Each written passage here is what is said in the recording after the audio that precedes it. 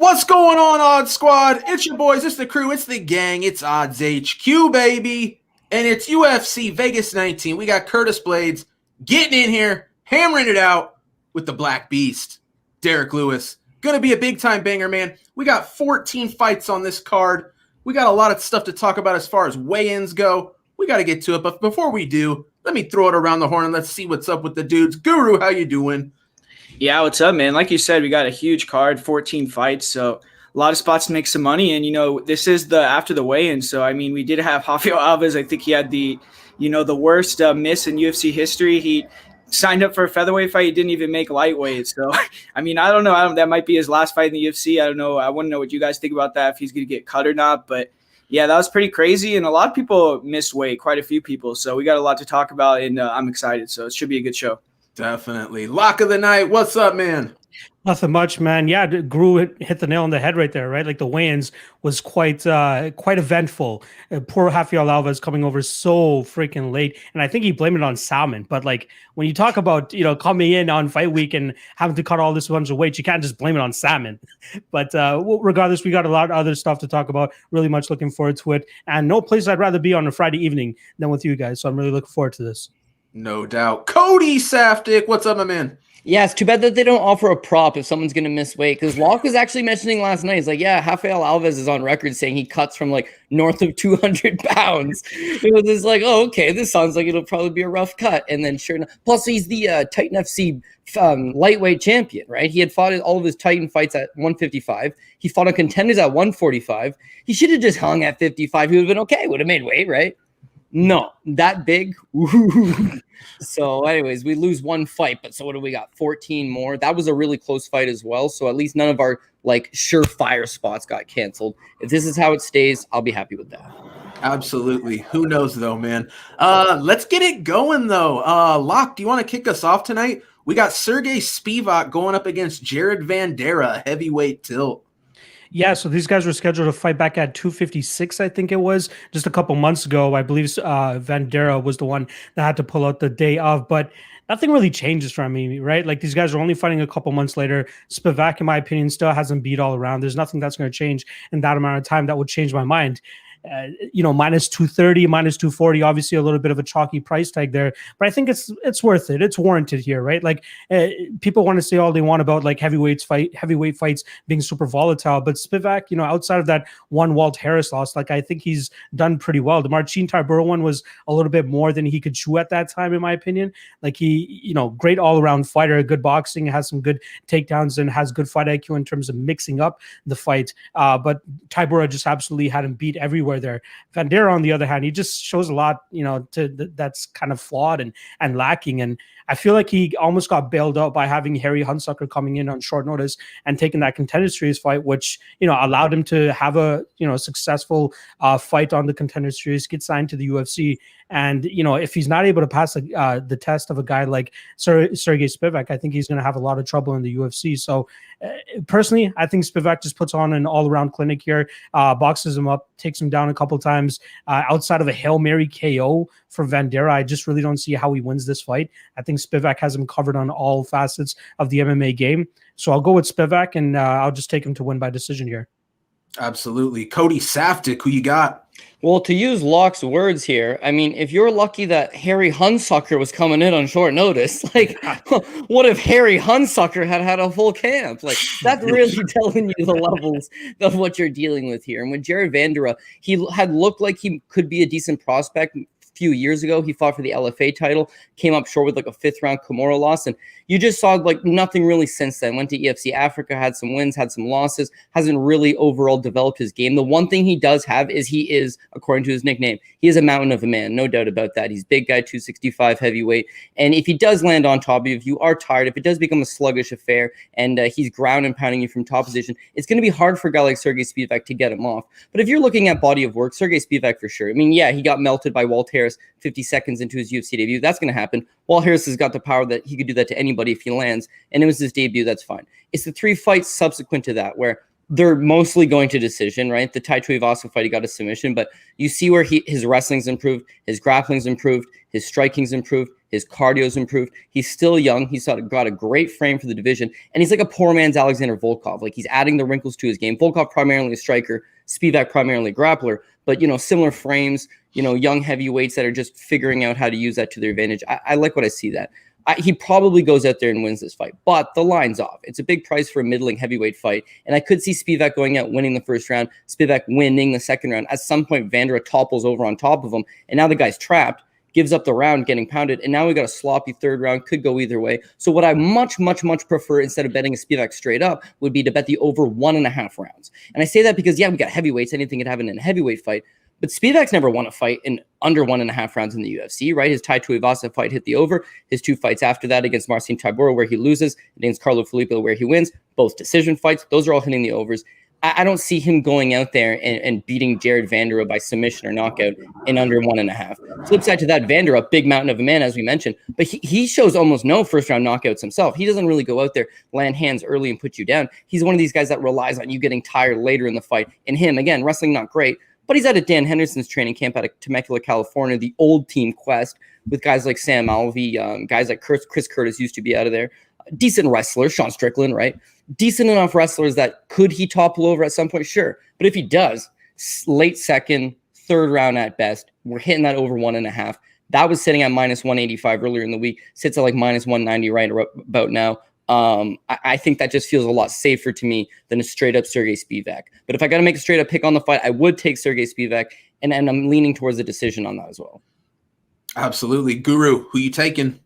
Yeah, I agree with Cody. I think the over 1.5 rounds is probably the way to go if you wanted to bet this fight, because when you look at Sergey Spivak, I mean, he's pretty unproven as well. He had the fight with Carlos Felipe, which, I mean, we just saw Felipe have a really, really close fight, controversial fight with Justin Tafa. So he's pretty low level. And, Carlos Felipe had a draw on one of the cards against Sergey Spivak. So it wasn't like Spivak blew him out of the water in that fight, even though he did dominate the third round.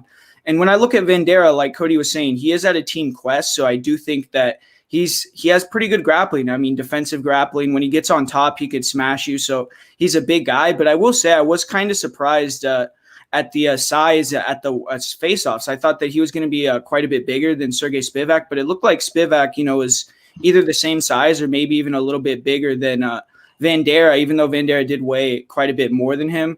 But the thing is, on the feet, I mean, Vanderaa is just not very good. He's slow, he's plodding, and I feel like Sergey Spivak has shown that he's getting a lot better with his boxing, and he's one of the heavyweights that's, more mobile, faster with the hands. So I think that it's probably going to be a decision, like Cody said, if Spivak fights smart, and just boxes him up. But if this becomes more of a grappling match, I really could see Vanderaa maybe getting on top and, finishing the fight somehow. So that's why I'm going to pass in terms of like picking a side. I'm going to pick Spivak, but in betting a side, I mean, and I think the over 1.5 is probably, the best bet for that fight. Absolutely. Yeah, I'm on Spivak as well. I just feel like he's the better fighter. Guru, you talk about how, on paper, it seemed like they're going to be similar sized guys, and they're not too far off. But yeah, man, at weigh-ins today, Spivak absolutely was the taller, longer guy.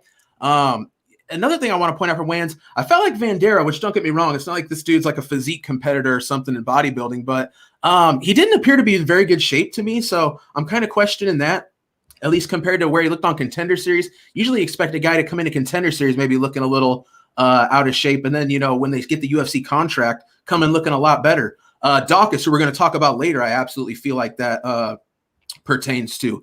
But here's a look I really like that, honestly, you guys might have talked about on the prop show yesterday, so I hope I'm not biting you on this. But somebody brought up to me in a live stream I did earlier today, Spivak by sub at a lot of books is at plus 450. I mean, half Spivak's victories are by submission, and half of Vandeera's losses are by sub. So I feel like that could be a pretty solid prop if you're looking to get something in on it. But I got Spivak winning this one, man. I just think he's the better fighter all around, and I think he's a level or two above Vanderaa. A lot of volatility at heavyweight. Of course, Vanderaa can win this fight, but it's Spivak for me. All right, cruising along. Second fight of the night, we got Ayman Zahabi going up against Draco Rodriguez. Fight's supposed to be at 135. Draco comes in about 5 pounds over the limit.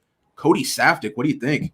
Yeah, I didn't really love this fight to begin with, and then the missing of weight just adds too many different angles as well. It's like, is that going to benefit Draco, who's only really I think how he loses this fight is if Zahabi was to manage to take him down and then out-grapple him. Zahabi showed in the Vince Morales fight that his striking is just non-existent. He doesn't really have any power. He doesn't have a ton of volume.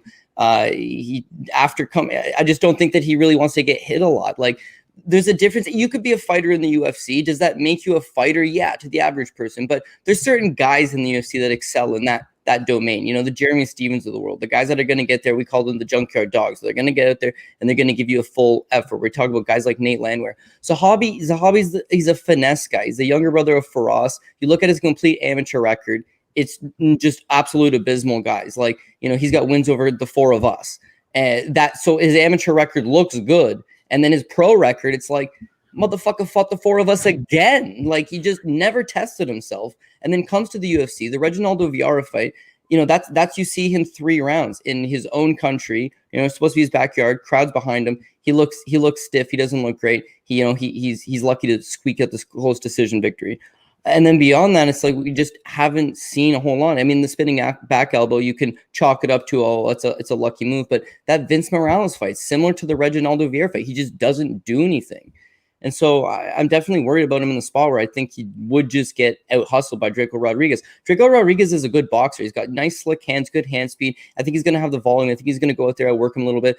We all know about that King of the Cage story where the UFC wanted to sign him. King of the Cage said no. And it was really telling that Terry Trebilcock in that interview was like, listen, the guy's got great hands, some of the best hands you're going to see. And he's going to be a really nice little prospect, but his ground game's just not quite there. And we go back to the Tony Gravely fight, just gets taken down over and over again. His ground game's not quite there. But now you've seen since then, he's still so young, right? You see since then, it's like massive progression in his ground game. Loves throwing up arm bars, loves causing a scramble.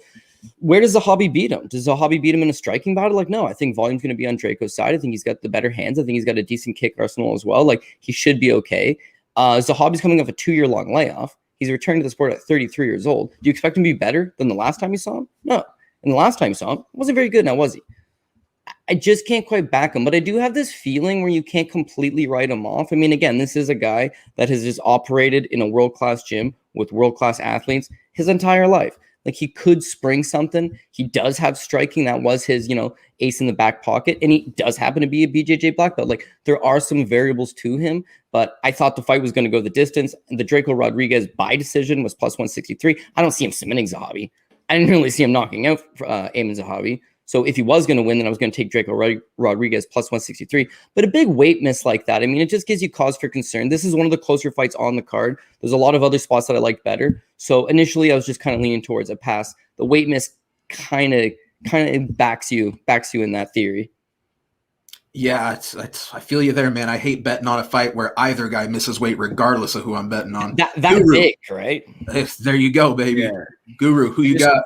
Especially, I mean, just piggyback on that. I mean, it's his debut. So, I mean, something, had to go off because you don't want to, make a first impression like that for sure. So, but ultimately, though, I mean, I agree with a lot of what Cody said. I think that on the feet, Aiemann is just really slow. He's low volume, and it seems like he doesn't like to throw because he doesn't want to get hit. He doesn't want to get countered and get touched up. And Rodriguez, I think, is going to have a big advantage on the feet.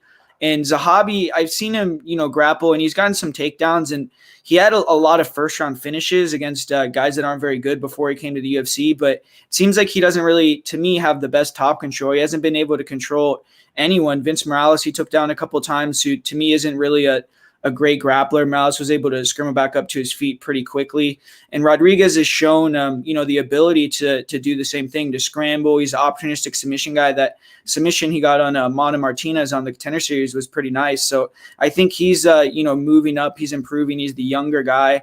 Like Cody said, Aiemann is taking a long layoff as well. So that's something that you kind of have to take into account. He's a little bit older for this lower weight class too. So I think that Rodriguez is, the side, and I am confident that he's going to get the win, but the weight cut does kind of throw a wrinkle in there to me where you have to at least have a little bit of cause for concern with that. But I'm still going to pick Draco Rodriguez, and I think he'll probably, get it done. Absolutely. Locke, who you got, man? Yeah, these guys pretty much nailed it, right? Like the weight cut is, or the weight miss is just a little bit too much of a concern here, especially for a guy that wants to, be as imposing as Draco Rodriguez is, right? Like he likes to grapple. Most of his wins coming by submission as well, too. If this fight reaches the third round, how is he going to look against Aiemann Zahabi? But then again, we bring up that caveat that Iman Zahabi doesn't really have the greatest output and volume, right? Like even if you go over his last couple fights, the Reginaldo Vieira one is very interesting though, because he gets outstruck 73-45 in total strikes, gives up 2 takedowns and gives up about 2.5 minutes of control time. He gets a knockdown in that second round, but that one was a very, very greasy decision there, right? It could have gone to Vieira's side. It's a hometown fight, so you can call it a hometown rub, if anything there. But even in his fight against Vince Morales, you're talking about 28-59 significant strikes in favor of Vince Morales. So I'm just not a fan of his output, and that's the main thing here. He's going to have to make Draco work, especially to take advantage of that weight miss of his. But a part of me still feels like Draco's going to be successful in, kind of controlling him, whether it's up against the cage or taking him down. And a submission wouldn't completely surprise me. But this fight, just like all these guys are saying, there's so many X factors. And one last thing I want to say about the Zahabi side is during his time off, he did have a kid as well too. So mentally, who knows how much that has an impact on him here. And the fact that he's coming off of 2 straight losses, got to know that this is like the last straw, right? So you have to go in there and get a victory by any means necessary. What if we see him go out there and throw a little bit more volume, stay a little bit more active on the feet? Who knows what he's acquired in terms of skill in that amount of time. Like me and Cody usually see him quite active on the grappling scene here up in Ontario and the Quebec region. So maybe he's putting in work on that side too, right? So just way too many variables for me to be super comfortable either side. I'll go with the Draco Rodriguez side. Not much more really to say about this matchup. Yeah, I mean, I'm on Draco as well. I do want to say this about the weight cut. I much rather Draco miss by a full 5 pounds than him come in, miss weight by a half pound, say he's not going to try again, and look just totally destroyed, totally dehydrated. It leads me to believe that he knew he wasn't going to make it, didn't push himself. That is one thing to consider here with this weight cut. I still don't like it, though. I mean, how could you ever like a guy missing weight? Ayman Zahabi, this is a guy that, the brother of Faraz Zahabi, you got to have high expectations. Who wouldn't, coming up and being around the talent this guy has come up with, right?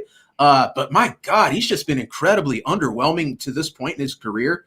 I just haven't liked what I've seen. And one thing I want to point out, both guys, are sitting right at about the 10 professional fights mark. But, Draco had also 10 amateur fights and then boxing experience too. So this is a guy who honestly, has quite a bit more experience, even though at face value, it doesn't really appear so. Again, the weight miss, I don't like it. I was quite confident in Draco coming into this spot, honestly. A little bit cautious, but I'm still going to be on Draco. I would love to see some money come in on Ayman considering the weight cut, or considering the weight miss, but I don't see it happening. Give me Draco. I don't know how he gets it done. Another thing I do want to point out too, that one loss Draco has, Tony Gravely, that was very late into the fight, 5th round. So this obviously a 3-round fight. Maybe he's going to have the gas tank to go full 3. But again, everything has an extra X factor with the weight miss on it. So give me Draco. I'm thinking he could get it. I think he could win the fight inside the distance. I think he could win the fight by decision. But either way, he needs to get it done. Ayman Zahabi, though, man, this is a guy with his back against the wall. Probably not going to get a 3rd or a 4th shot if he loses this one, in my opinion. All right, Chaz Skelly, Jamal Emmers, Guru, hit us with it. Yeah, man. To me, this is kind of a crazy fight. I think a lot of people are super confident in Jamal Emmers, but I'm just not as confident. I mean, to me, it's like a tale of two opposite guys. Chaz Skelly, he's someone that I feel like he has gotten 100% out of what he is. His athleticism, his skill set. He's won a lot in UFC. He has 5 submissions. And Jamal Emmers, to me, he's a guy that he's dropped the ball a lot of times. He fought Thiago Moises for the RFA title. He lost. He fought in the Contender Series. He fought Julian Erosa. He got knocked out. He lost his UFC debut. So it's like, how big of a fight is this to Jamal Emmers? He's fighting a guy that's, a veteran. He's close to the top 15. I mean, Chaz Skelly's a guy that throws bombs, and he has a really good submission game, where Jamal Emmers is a wrestler who is going to be better on the feet, a lot more athletic, and he is a lot younger. Skelly's coming off a lot of injuries, so that is something that helps Jamal Emmers here.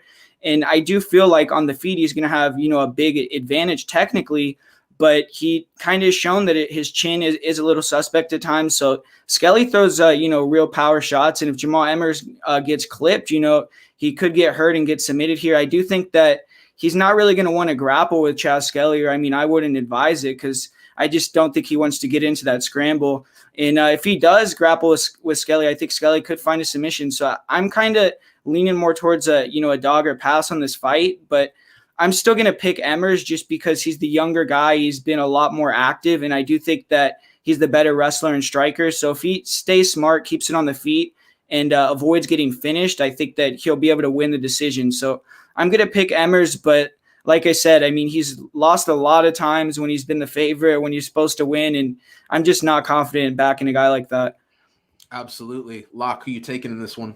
It's funny that Guru says if Jamal Emmers fights smart, he'll keep the standing. But because like in his past couple of fights where he's fighting guys that are strikers, if he's smart, he should grapple, right? But luckily for him, he's fighting a grappler now, so he's definitely gonna. Well, he should have the striking advantage here. So yeah, if he keeps it smart, he'll keep it striking. But given his track record, he's probably going to go out there and try to out wrestle Chaz Skelly. But even if that's the case, right, it's going to be a much closer fight than it should be, especially odds considered here. But I still think he will get the upper hand and be at least a foot ahead of Chaz Skelly in this fight. One statistic I want to bring up about Skelly: in his 11 UFC fights, he's attempted 16 submissions. The guy is chasing for that neck, chasing for any type of submission. Especially that Jordan Griffin fight was really fun to watch. Very back and forth. There were instances where Jordan Griffin had the full mount and vice versa. Crazy submission attempts from either side, and he just ekes out that decision there. But I feel like if it was Emmers that was the one in there, he probably would have been the one a step ahead and getting the better of those positions. Guru's right. Emmers is definitely going to have the striking advantage here. He shows a lot more versatility in his strikes. I love his teep kick up at the middle as well too, in terms of keeping his opponents on the outside. Has decent hands as well too. You see on a fight-to-fight basis, he's getting more and more encouraged in the striking realm. But again, luckily for him, he's not fighting a striker here. Like the Julian Erosa fight, that's one where I backed him, and great first round. You know what I mean? It pretty much controls that first round. And then in the second round, for some reason, goes out there and just tries to strike with the Rosa, and Erosa just absolutely deads him. Very bad look for him there. The Giga Chikadze fight, right? Another one where the whole first round doesn't even attempt a takedown, pretty much, right? Like he keeps this fight on the feet, and you let Giga Chikadze easily take a round there. That second round, super close. If you look on MMA decisions, I believe there's like 90 scorecards registered from fans, and it's literally 51% Giga, 49% Emmers. Very, very close round where you see Emmers get the takedown, get a little bit of top control. Chikadze reverses the position, and then it's just pretty much striking for the rest of that. And then in the third round, we see Chikadze start to slow down. You see Emmers successful with his striking only because his opponent is gassed at that point in time. Skelly, I have a little bit of question marks regarding his cardio, not to mention coming off a serious injury this late in his career. It's a lot of cause for concern there, right? You got to kind of put your faith in the guy that's a little bit younger at this point in time, has solid amount of experience, and is improving on a fight-to-fight basis. And I like what we see from Emmers. I mean, this should be a fight where he should start to separate himself and start to fulfill that potential that a lot of people had for him. I mean, former champion on a regional promotion as well, too. There was a lot of hype on him, especially coming into that Contender Series fight. But it just didn't go his way. Maybe, hopefully, he learned something from that. Hopefully, he learned something from the Giga Chikadze fight as well, too. But again, the main thing here is he's not fighting a striker, so we don't have to worry about him, getting a little bit too comfortable. Yeah, sure, Skelly could land a Hail Mary KO of some sort, but I truly trust more so the Emmers side here, where he should have the advantage in the striking. He should have the advantage in the grappling realm, albeit it might be closer than the odds suggest once you actually see it play out. But I'd rather back the Emmers side here. Sure, the line is a little bit wide. Maybe minus 200, minus 180 would have been a little bit more suitable for Jamal Emmers in this matchup. But given all the circumstances coming into it, I got to back the Jamal Emmers side here, and I think he wins this fight via decision. Right on. Cody Saftic, who you backing? If Chaz Skelly was at his best, I think he makes this a very fun, competitive fight. Could win. As Guru mentioned, he's got a lot of characteristics that you can like about him. He's a BJJ black belt. He wrestled collegiately. He's got that scrap. He had good cardio. His striking, I mean, the guy spent a lot of time with Henry Hoof in the former Black Zillion gym. Like, spent a lot of time working on his striking. None better than that Jim Ehlers fight where he goes out there. It's a banger. He leaves it all on display, and it's just like, wow, Chaz Skelly is advancing. But his body just let him down and completely... he just got wrecked. And I think coming back to the UFC in 2021, yeah, guys like Jamal Emmers have a ton of flaws that Chaz Skelly could expose. But guys like Jamal Emmers got this speed and this athleticism, and they got a new generation game. And so when you look at Chaz Skelly, his entire career, we'll just rack it up quick. But his wins: Tom Nadimaki, Sean Soriano, Jim Ehlers, and Milton Sousa. The four of them are now cut. But that's a cool little 4-fight winning streak for him. 6 years ago, this is, okay? Then he loses the Darren Elkins fight. He got outlanded 104-27 and gave up 7 takedowns. So he's a wrestler, right? But Darren Elkins takes him down 7 times at will. So he's not a great wrestler. And to get absolutely annihilated like that from Elkins, tough performance. Then he beats Maximo Blanco 19 seconds. Blanco runs right into the submission. Nothing happens. Blanco no longer with the organization. He beats Chris Grutzmacher. He actually got outstruck by Grutzmacher 28-21, but he submits him, right? Grutzmacher no longer with the organization. And then he gets knocked out by Jason Knight. Got outstruck bad, got taken down by Jason Knight. He got submitted by Bobby Moffitt, but he didn't really submit. It ended up getting overturned, but he didn't look good in the Bobby Moffitt fight. And then the Jordan Griffin fight. Like, Jordan Griffin is known for massive grappling lapses, man. Like, the guy's a good striker, but his takedown defense not very good. His grappling is just mediocre at best. And yet this guy is like mounting Chaz Skelly and giving all types of problems. Then that fight, he was coming off a year-long absence. And now this fight, he's coming off a 1.5 year long absence. So realistically, he's fought once in the last 2.5 years. His last 3 fights, he has not looked good. All of his wins are over guys that are no longer with the promotion. So it's hard, and he's 35 years old. And then on top of all of that, as I mentioned, his body was failing him in 2017. On top of all of that, he's coming into this fight with coming off a bunch of surgeries. Like, he's had a lot of things repaired. So is that going to make him better, or is that going to make him worse? I don't know. But what I do think is going to happen is Jamal Emmers is going to be a lot faster than him. Jamal Emmers is going to have he's going to have the more polished striking, but he's going to have the long range game. And if he's smart, which we all know at this point his ring IQ is very low, but if he's smart, he just stays at the outside and uses long range kickboxing. That wins in the night. But his wrestling is actually better than Skelly's at this point. I mean, as we mentioned, Chaz Skelly, he has that collegiate wrestling, but as far as his UFC tenure goes, he's getting taken down by guys that are not supposed to have anything on him. They take him down. I can see Emmers taking him down. Does Emmers stay out of the submission? Hopefully. Skelly's got more of a submission game. I don't know. Unless he snacks up a guillotine, I don't think he's throwing up an armbar or a triangle or anything like that. I don't think he necessarily hits a sweep. And I think that his gas tank, which was good 4 or 5 years ago, I think it's not going to be on the same level. Because over his last 3 fights, you do see him start to fatigue, something you hadn't really seen from him earlier on. He starts to fatigue longer the fights go. Another long layoff, surgeries, 35 years old. As much as he would be a good, decent dog play if you knew that none of that stuff was on the table, because it all is, it's a pass on Skelly at best. But Emmers, you can't fully trust him, but he is going to actually be the pick here. I think Jamal Emmers gets it done. And I think Jamal Emmers, more of a decision guy, doesn't really have big power, doesn't really have a refined submission game. I think Skelly could be able to hold on unless his body's completely shot to bits and he falls apart. Outside of that, probably an Emmers decision, certainly the over. But yeah, it could be a greasy fight, that's for sure. Oh yeah. Hey, I think honestly anything involving Emmers is so greasy. So greasy, in fact, the pick's Chaz Skelly, boys. Now don't get me wrong, I get it. It's a little bit crazy. The dude's old, he's literally at the expiration date. Big layoff, the injuries. Man, I hate it all. But you know what I hate? Having money on Jamal Emmers, because I've done it before. This dude's let me down. I mean, Jamal Emmers is a guy. You watch him fight, and you go, wow, this guy looks good. The skills are there, quick, strong, but the fight IQ is so lacking. He's one of these guys. I got to give credit to somebody in the comments there. They said the guy's been training with Bobby Green. Something's rubbed off on this guy because he continuously fights to his opponent's level. When I'm looking at a plus 200 Chaz Skelly, man, that's a little bit too much for me to overlook. Now, I got to keep it real. Going to be a total pass. I can't bet Chaz Skelly under all these circumstances, but you know what? I'm looking to take a big dog on this card. I was actually going to take a big dog on this card, but he got kicked off the card because his opponent missed weight so drastically. I'll pick Skelly, but honestly, from a gambling standpoint, I really do think it's kind of a dog or pass. Emmers should win the fight, right? But man, Skelly, scrappy Skelly. I could see this guy hitting that sub, man. Now, Emmers has only been subbed one time in his pro career, but man, Chaz Skelly, man, I just can't get him off my mind. I'm gonna pick Chaz Skelly. Let's have a little fun with it. All right, so next fight we've got Shanna Dobson getting in there with the debutante Casey O'Neill. I think we're back to my man Locke here. Yeah, so Shanna Dobson, obviously very famous for springing up probably the biggest upset last year, plus 900, plus 800 at a couple spots over Maria Agapova, who just came into that fight with a horrible game plan.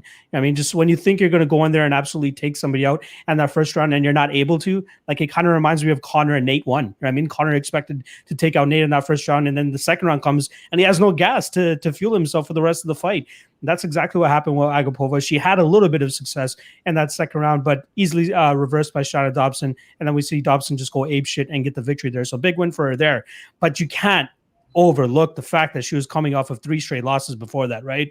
She loses a decision to Lauren Mueller. She gets absolutely grapple fucked by Sabina Mazo, who completed 4 takedowns and accrued close to 11 minutes of control time in a 15-minute fight. Absolutely insane to get that type of control. And in my opinion, Sabina Mazo is more so a striker than she is a grappler. Sure, she's rounding out her game, and she probably approached that fight with a mixed martial arts mindset, saying, okay, this is the lowest percentage in terms of Shanna Dobson winning off of her back. So I'm just going to take her down and just ride her out. And she did some good damage from on top. So good win from her there. And then how about that uppercut from Priscilla Cachoeira? Hey, just absolutely catches her on the button, drops her on her ass and gets the finish there. So good win for her there, for Cachoeira. But the Agapova fight, right? Like it's hard to truly tell if a fighter comes in there with not a dumbass game plan, like thinking that she's going to get her out of there in that first round. Casey O'Neill, from what we've seen, albeit she's 23 years old, 5-0, could say that she's still quite green, has a lot of room to grow still.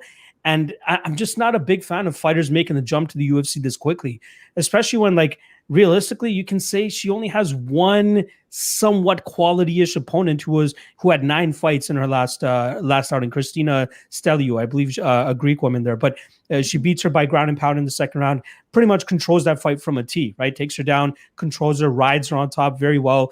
Whenever the girl's trying to give up her back or even full mount, Casey O'Neill's already there, ready to go, ready to throw some more strikes.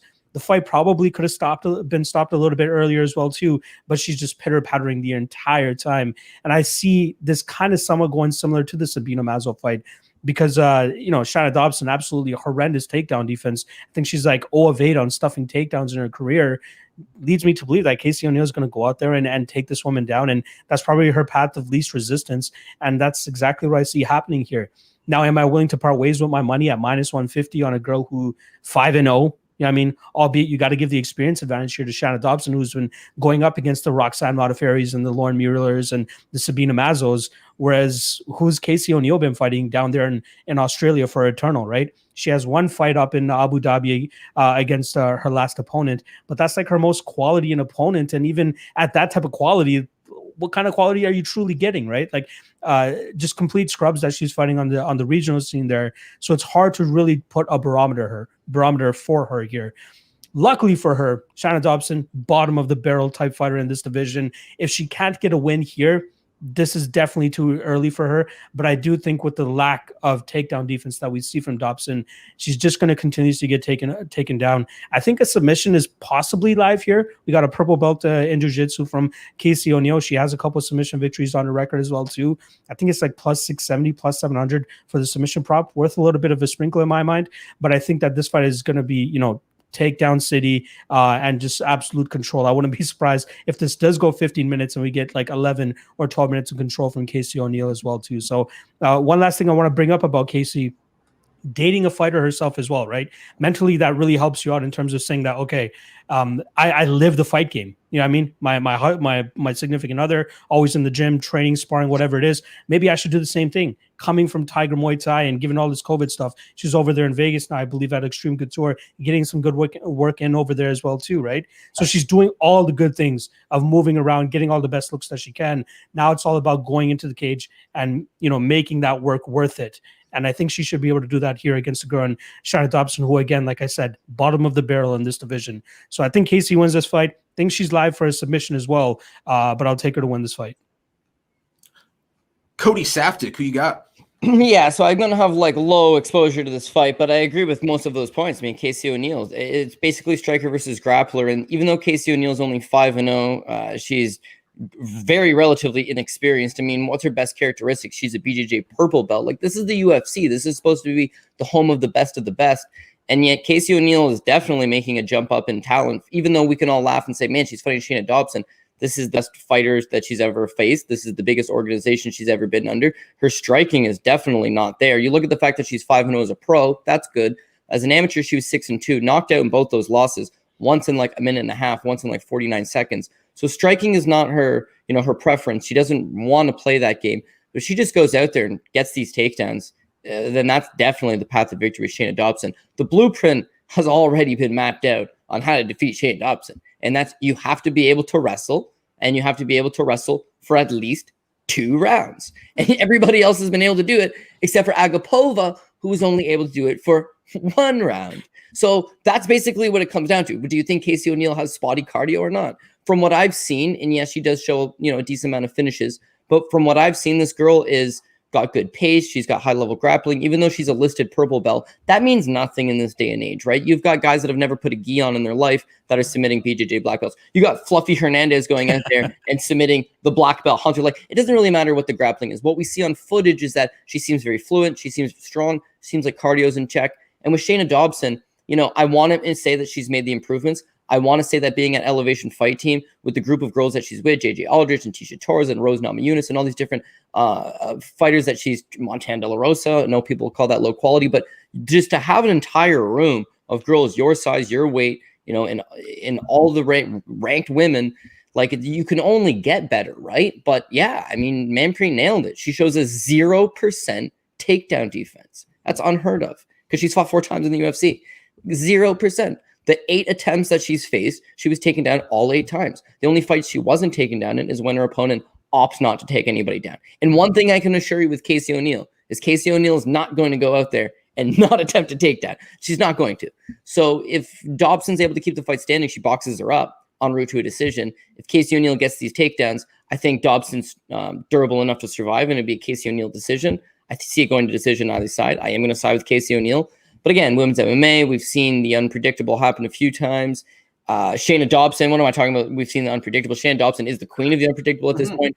Shayna Dobson by decision is like plus 255. Like, it's a great line. Like, why not have a little filler shot on that? But seeing so many fights, you watch 10,000 hours of fights, you watch all these fights, like the grappling, if you got a nice grappling advantage over a slight perceived striking advantage and your cardio checks out, you get the fight to the ground, hold her down, hold position. If you can submit her. If not, just keep the position, win the rounds, score points. Dobson's shown that she's susceptible to that. So I don't see it going any different. Casey O'Neill by decision. But again, not a ton of exposure on this.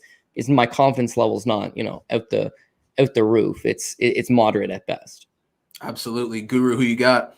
Yeah, it's funny, right? It's like Casey O'Neill, she trains at Tiger Muay Thai, but we're all talking about how she's not a good striker and she's a grappler. So it is a little bit weird, but I do think, at least training over there, I do think she's tough because she's been in fights where like she's been getting pinged up and she still is coming forward. She has good cardio and she does look like she's pretty good in the clinch. And like you guys said, I just feel like the difference in this fight is going to be the takedowns of Casey O'Neill. I think she's going to be able to take down Shayna Dobson and control her. We've seen Shayna Dobson, I guess, against Agapova, get some reversals and sweeps and stuff, but it was more because Agapova was just so wild. She threw a cartwheel kick. She was doing a bunch of craziness and completely gassed out. To me, she could have dominated the fight against Shayna if she just fought in a better way.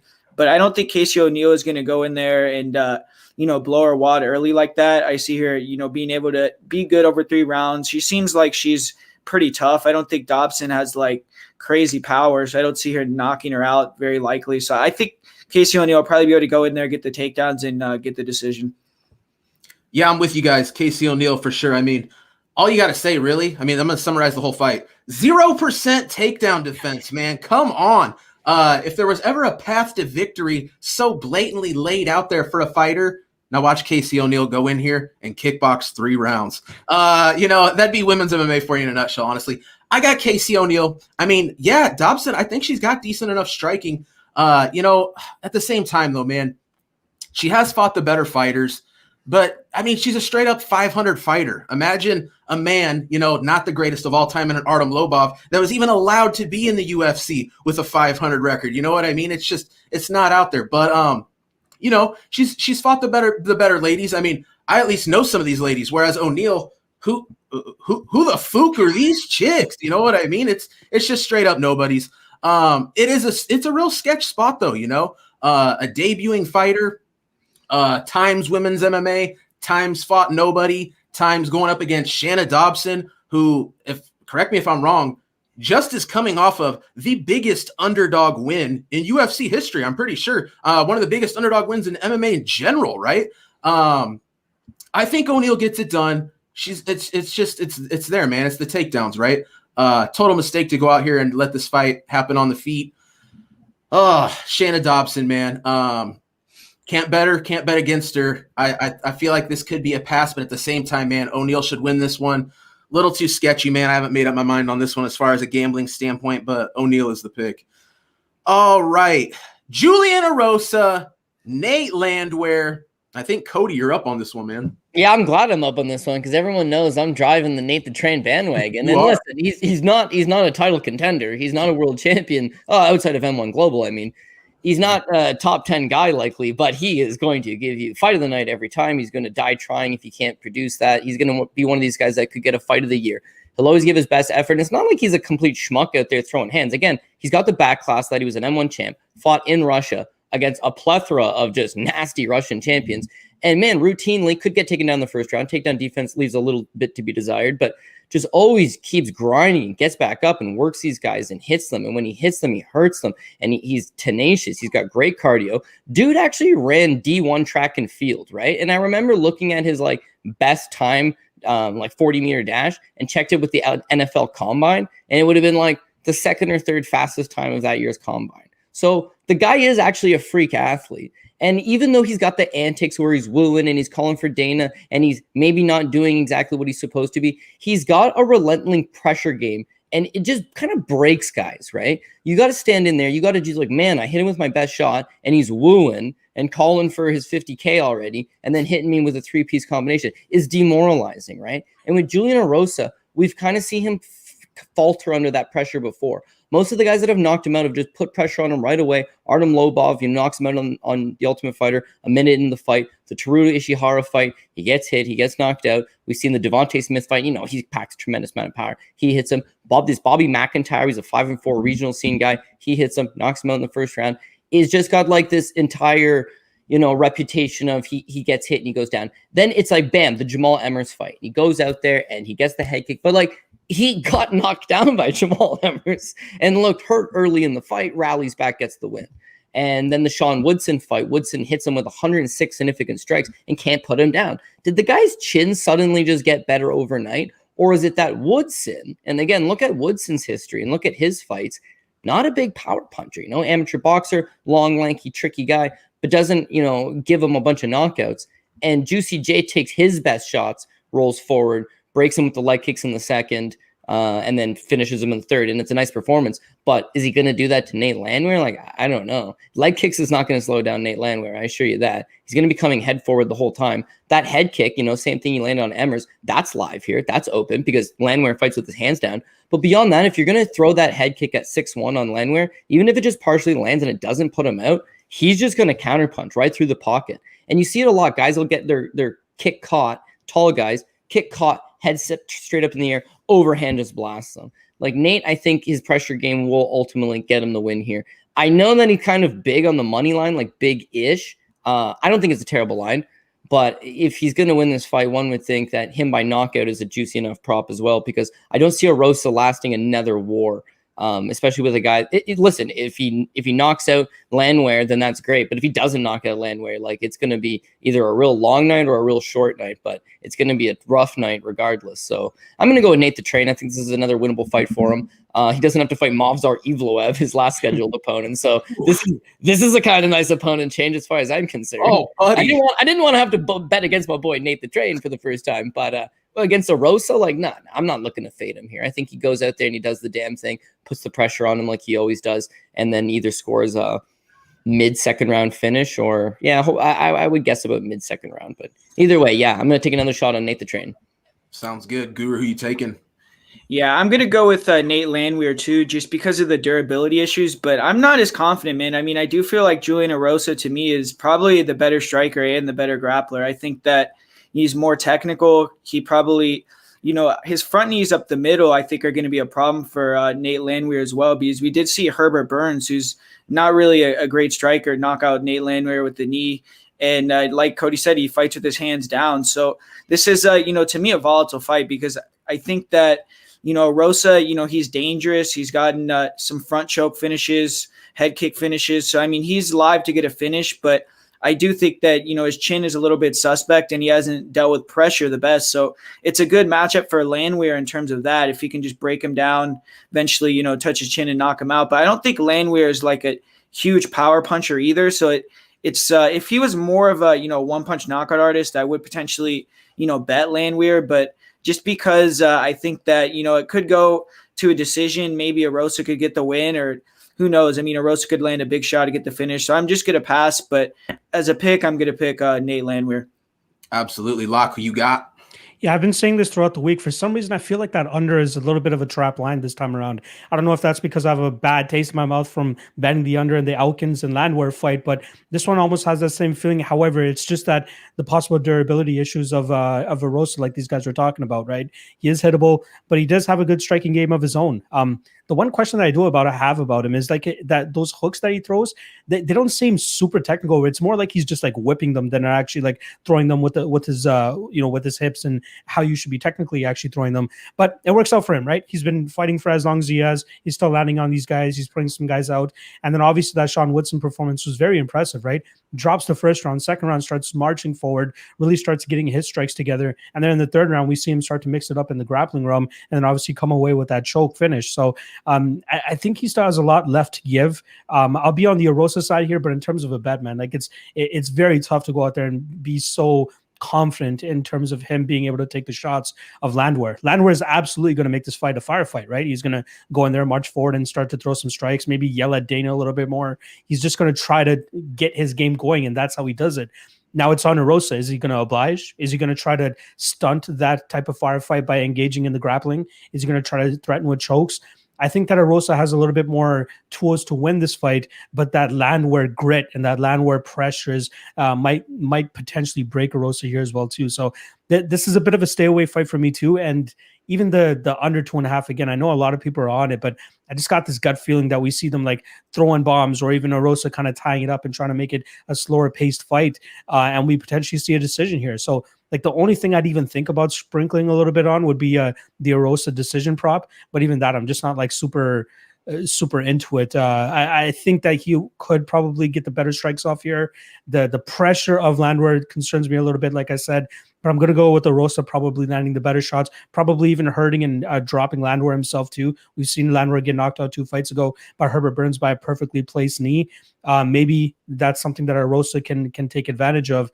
But yeah, I'm going to go with Erosa here, but not with the utmost confidence. Absolutely. Cody, you wanted to throw something in there? Yeah, so last thing I have to take is this is probably a good fight to also look at for a live betting perspective, right? So Julian Erosa in that first round, he does have a good jab, and he is way more mobile, and he's going to be fresh that first round, that he could just matador Nate Landwehr for that first round. But honestly, this is the apex. This is the small cage. Eventually, Nate Landwehr is going to track him down, and if he drops the first round, like so be it. He's dropped first rounds many times in his career.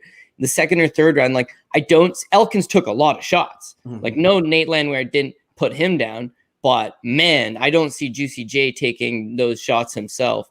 And then the last thing there is that Nate Landwehr also has a wrestling advantage here. So because he's such a fool and just continuously keeps his hands down and stalks guys and just woos and throws hands, like you don't really notice it as much. But he could most definitely take down Juicy J and just pound him with some decent ground and pound if he needed to steal around for whatever reason. But yeah, I didn't really think about this fight as a good live betting perspective. But again, Erosa is way more mobile. He does have a good jab. He does have a good kick game. But in a 15-minute fight, at some point, you're going to get into a dirty situation with Landwehr. And he just hasn't proved to get on the other side of that. So, all right, we can move on.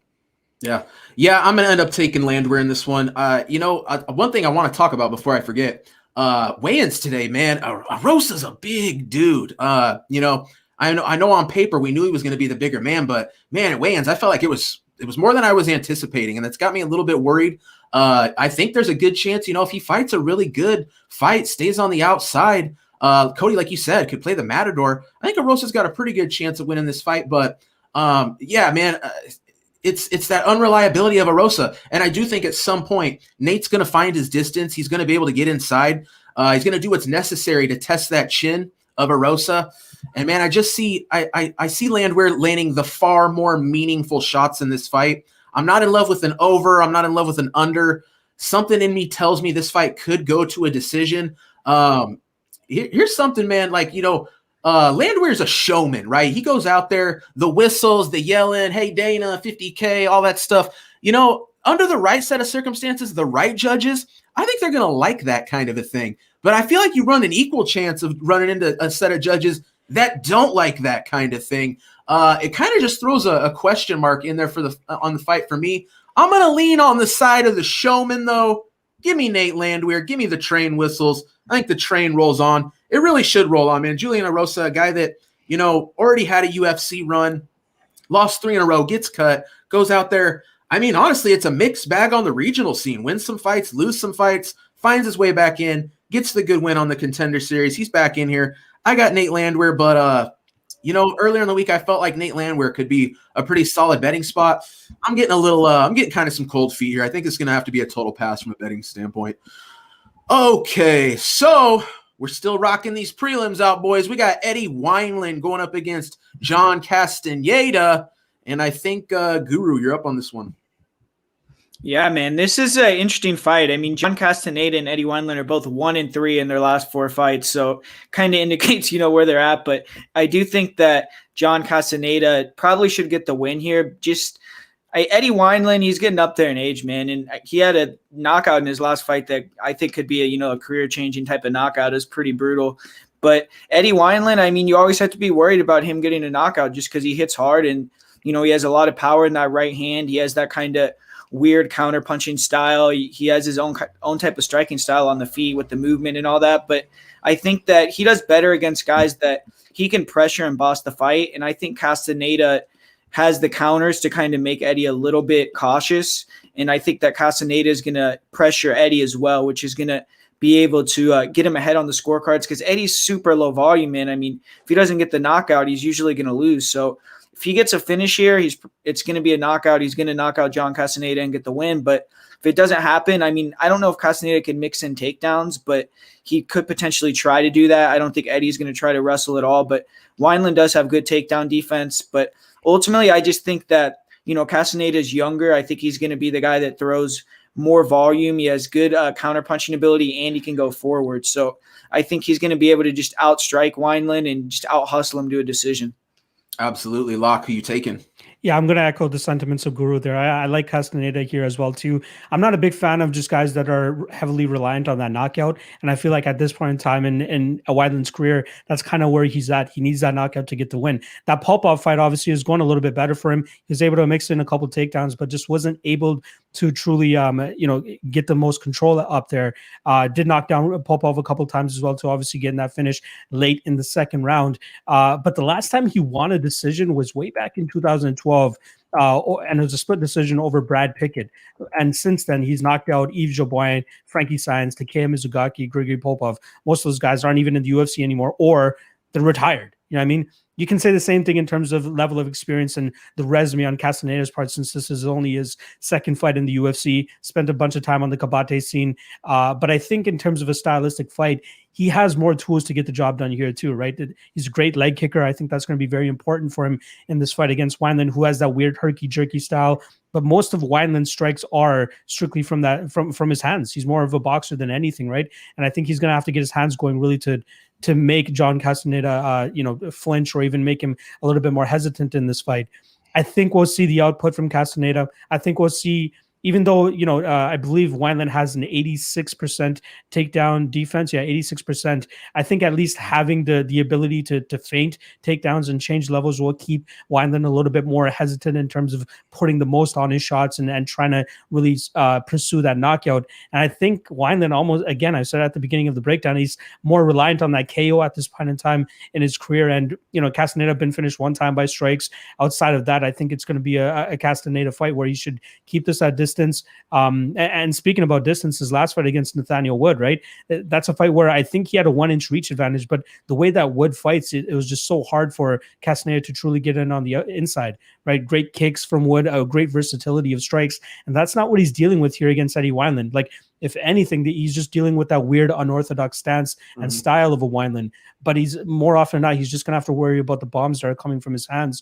Compared to Wood, he had to worry about the chipping away kicks and the teep up the middle and these just random elbows and some of these spinning maneuvers. Whereas Wineland, he's a little bit more meat and potatoes with it, which is just his hands and he's boxing. So I give the advantage to Castaneda in terms of versatility of strikes, especially that leg kick. Again, I think if he starts hammering that nice and early, it's not the calf kick per se, but it's just the leg kick period where he should be able to kind of make up for that weird unorthodox stance of Wineland and how far out he stays at times. So if he's able to land on that, be very wary about the counters that are coming back his way, because that's when you're obviously most vulnerable, is when you're throwing your own strike.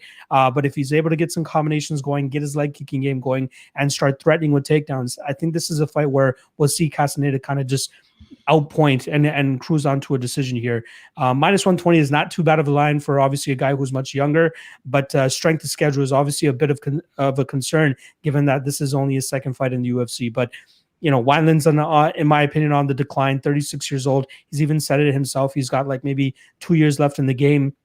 So Castaneda, on the other hand, he wants to make a name for himself, right? He wants to go out there, put on as good of a performance as he can. And I feel like that Castaneda will just mix it together much, much better than what Wineland's going to bring to the table. And if Wineland just knocks him out, obviously that's his win condition. But if he wins by decision, that's where I'll be a little bit more kind of stunned and surprised, is if he's able to put together a game that could give him the judge's nod here. So I'll go with Castaneda, and I think he just puts on an overall MMA performance, mainly with his striking, and takes on the judges' scorecards. Right on. Cody, who you taking in this one? Yeah, I'm going to pass on this one altogether. I mean, this is very much I should have known better type fight after the fact. Like we see this time and time again every week. We're fading a perceived bad fighter with another bad fighter. There's nothing that John Castaneda does that causes you to be like, man, I really like something to this guy's game. He predominantly tries to get the fights to the ground. His wrestling, not all that good. His ground and pound, not all that good. His submission game, not all that good. His cardio should be, that little ace in his back pocket. But you see him in the Nathaniel Wood fight, again, he's short notice, but his volume just completely fell off at the first round, and he got tripled up on the strike stats, especially down the stretch. I mean, he definitely fatigued in that fight. When Guru mentions they're both 1-3 in their last 4 fights, it's like that's a telling sign for sure that both of them are not really operating at an optimal level. But with Wineland, we already know he's on a downswing. And with Wineland, his losses are to Sean O'Malley. Okay, he's a top prospect with KO power that people like and can certainly do that to guys. He lost to John Dodson, a 2-time former world title challenger. And he's lost to Alejandro Perez, who's a perennial top 15 gatekeeper guy who's managed to hold down a job in the UFC for a number of years now. Credible enough. Flip side to that, Nathaniel Wood's a big loss. That's one of those, okay, you fought a good guy and there's no shame in that. But he's losing to fights in Combate Americas over unheralded South American opponents just last year. He's already 29 years old. He's already got 20 pro fights, and now he's 0-1 in the UFC. So what I'm saying, it's I should have known better situation. We keep doing this, but we got a guy who's 0-1 in the UFC, taking a former world champion, WEC, former world title challenger, guy that's got 20 UFC fights, more experience than anybody, been there, done that, fought the best guys in the world, and we're fading that guy with the 0-1 guy. Now, I'm not opposed to fading that guy, because listen, that KO against O'Malley, are you ever going to be the same? Could you ever be the same? That's a really bad knockout. And he was a guy that was always based on reflexes. The reason why Wineland is long stance, hands low, is he would try to just peacock you, move, counter. The older you get, the more your reflexes slow down. It doesn't appear he moves his head at all anymore. And because his hands are low and his chin's way up and he's not playing the distance game very well, he's always going to be there to hit. John Castaneda, I don't think he's got a ton of KO power standing. Almost all of his TKO wins, almost all of his knockout wins are ground and pound on the ground. And I don't think he's actually got the wrestling game to take down Eddie Wineland. So I could see a world where Wineland stuffs the takedowns, keeps it standing. He's low volume. Castaneda, not a super comfortable striker. He's low volume. This thing ends up being closer than I need it to be. And I got one guy who's a former fan favorite, former world champion, 20 fights in the organization, been there and done that, versus a guy that's 0-1, 20. He's a 10-time Combate Americas veteran, former champion over there, and then lost on his way out. One was a one-night tournament. One was a legit straight-up fight. I'm not fully sold on it, man. I would have to take a pass. Now, originally I was like, the greasy play here is the over, because Eddie Wineland, either his chin's all the way gone and he's getting knocked out here, he's getting finished, or he's got big power, man. And power is always the last thing to go, that he clips this guy and puts him down. So I was going to try to play the contrarian and take the decision. But I see fight goes the distance is -170. And at that point, Eddie Wineland's chin's either gone or he's got big power. Like, now I'm not liking the decision if it's going to sit at -170. So it's a pass all around, I should say. Absolutely. Yeah, I mean, I'm going to end up taking Castaneda just to make a pick here. Gun to head picks. I got to go Castaneda. But, I mean, from a gambling standpoint, I'll have no money involved in this fight under any circumstance. I mean, we're talking about Castaneda, who comes into the UFC having lost 2 of his last 3 fights. I mean, they just needed a body in there, right? They just called this guy up, got him in. Big step down from Nathaniel Wood. Absolutely. Nathaniel Wood, total stud, man. I like this kid a lot. I think he's going to really have a big impact. But here's the deal, right? The reason I'm going to end up taking Castaneda, Eddie Wineland, man, the dude's so far past his expiration date, a full decade older than Castaneda, who's not even the youngest guy really, but Eddie Wineland, ever since he had his title shot, which if you're new to the sport, yeah, that's right. Eddie Wineland actually at one point fought for the title. It did not work out. He's been fighting like once a year since that point. From what I could tell, man, which don't get me wrong, it's the Sean O'Malley fight. Sean O'Malley's lightning quick, a really good striker. But man, the amount of times that O'Malley clipped Wineland with a shot, I mean, I can't remember a time where it seemed like a dude just kind of watched somebody walk him down and clip him across the chin. It was just ridiculous. I feel like Wineland's speed and his reactions are absolutely shot. Now, does that mean he can't go out here and out-savvy, be a very crafty guy and win a very close fight? Yeah, I absolutely think he could, which is why it's a total no bet for me. But Castaneda is the pick. So we are up to, oh man, only a couple prelims left. Drakkar Klose versus Luis Pena, who's coming in here on short notice. And I think, Locke, are you up on this one? Yeah, I'll take it. Talk about Luis Pena's career, right? This guy coming off the Ultimate Fighter, a lot of people had high hopes for him. Always the perennial favorite, right? You're talking about -200, -300, -400 at times. Goes out there and sometimes gets the job done. And his last fight just couldn't get the job done against a guy like Worthy, who he should have honestly squashed. But that first round, he gets the Jamal Emmers, right, where he goes in there and just completely strikes with Worthy for 5 minutes, where he could have probably just taken it to the ground, just like he did in the second round, and pretty much backpack him. Even if he doesn't get the submission, he wins the round, right? Just take the fight to the ground, use your advantage, and he just doesn't. And then, unfortunately for him, he really needs to go for it in that third round and finds himself in a guillotine choke and gets choked out as a -255 favorite. Now, here he comes in as the dog. If I'm not mistaken, this might be the first time he's coming in as a dog as well, too. And Drakkar Klose is one of those guys that just, like, he's just always doing enough to beat his opponents. Like, obviously, the Beneil Dariush fight is a little bit of an anomaly, given that that's probably the most... Well, not most. It is definitely the most entertaining fight that he's ever been in. The guy goes out there and slings leather with Dariush and, clips him, hurts him in that second round. And then we see Dariush just muster up energy and somehow knock him out in return. Absolutely crazy sequence in that fight. But that first round, we can take a little bit from that. We got 4.5 minutes of control time from the Beneil Dariush side, and he's pretty much just hanging on his back the whole time. And you got to give some credit to Drakkar Klose for surviving those 4.5 minutes of him on his back. Such a high-level BJJ guy like Beneil, and he was able to just survive the backpacking. So if Luis Pena kind of does the same thing here, I'd be surprised to see him kind of pull off a choke. And that's one of his best positions for Luis Pena, is getting the fight to the ground, getting that back, and really just, being that dominant guy, especially at his frame. He's going to have a lot of success if he can do it to the best of his abilities. But here against Drakkar Klose, you're coming up against a guy who's just super efficient when it comes to the striking round, right? Great calf kicks, something that they do down there at the MMA lab. Great combinations as well, too. But he just fights so close to the level of his opponent, that it makes it harder to truly go out there and want to pay a -170 price tag on this guy. Like, if you're going to bet Drakkar Klose, you're pretty much betting the money line if you take him to win by decision. It's the same thing. When's the last time he finished a fight? It's just not his nature. He goes out there, plays safe fights. I think +120 right now is what you can get for Drakkar Klose to win by decision. And even that line, I don't even want to touch it. This is a fight that I'm going to stay away from. Pena, like, he could still come to that point where he fully achieves that potential that people set out for him. He's only 27 years old. He's going to be 28 in July. He still has time to fully round out his game. Started his career, I believe, at AKA. Now he's down at ATT. I think it's a great move for him to try to continue to get better as a fighter. But at this point in time, coming off a loss like to Kama Worthy, going up against a guy like Drakkar Klose, who can make it a little bit of a difficult fight with his striking, with his calf kicks. And that's going to be very important for him here too, trying to make up for that reach and that size difference, right? You guys saw the weigh-ins. Like, that was easily the most like unmatched fight in terms of size there. Luis Pena is a massive human being at this weight class, but Drakkar Klose, he's been around the game, right? He's fought the tough guys. He's fought pretty much a lot of people in this 7-fight stretch that he's had in the UFC. And in those 7 fights, you're talking about a guy that's accrued over 18 minutes of control time as well, too. So maybe he has some success in those clinch and those grappling exchanges. But if I'm in the corner of Drakkar Klose, I don't want to tie up with a guy in Pena who could possibly be the stronger guy, has had a bunch of reversals on his record as well, too. So even off of his back, he's quite, he's quite active, and he's very offensive as well, too.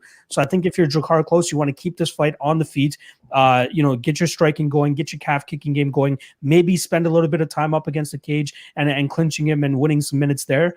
But you got to be very careful in this spot with Luis Pena. I'm still going with the Drakkar Klose side, but the odds are just a little bit too wide for me. If I were to play him at all, it's probably the decision prop, and also the over in this fight. I think is a spot that's not too bad either, which is currently sitting at over 2.5 is minus 250. Maybe a parlayable piece there.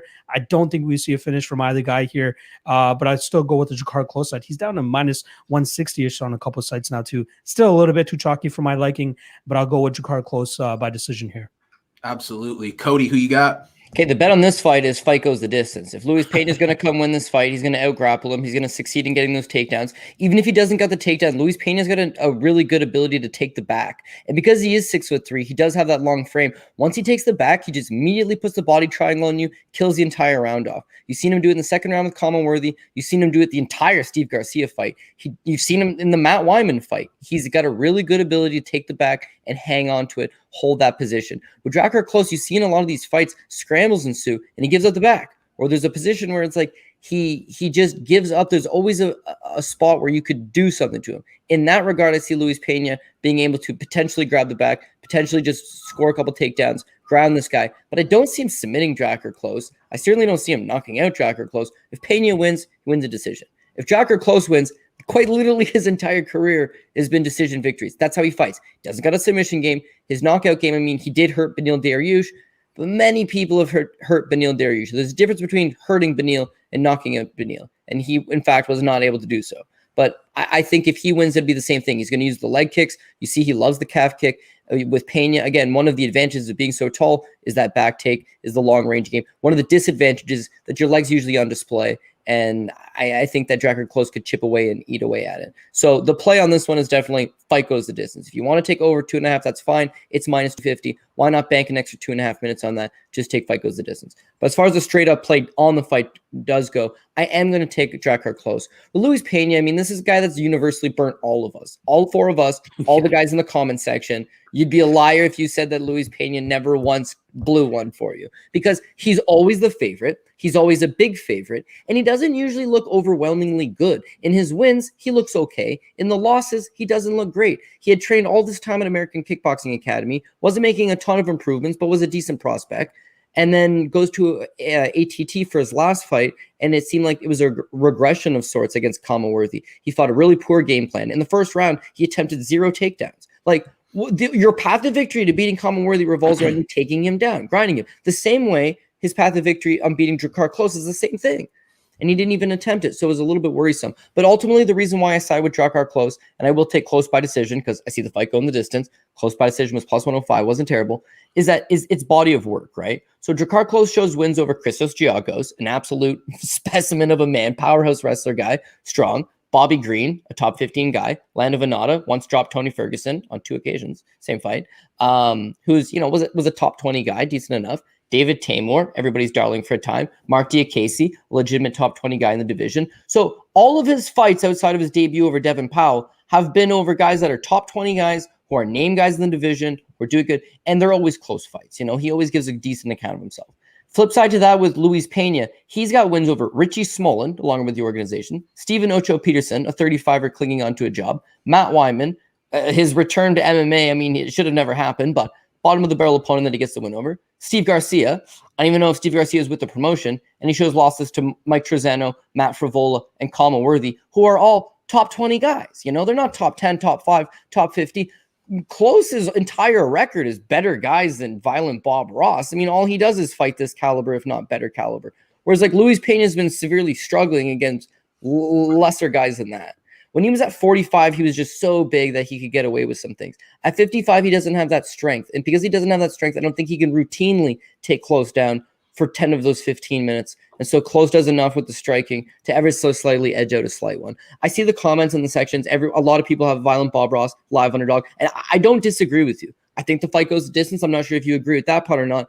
But beyond that, I because of body of work, because Luis Pena is a busted prospect, because they've got him accurately lined as the underdog for the first time in his career for a reason, because he's actually coming on a short notice, right? No one's talking about that. It was supposed to be Jay Herbert in this spot. Jay Herbert gets pulled out of the close fight, and Luis Pena takes it on a short notice. So nothing's really working in his favor that would really want me to bet him other than it's an appealing looking line.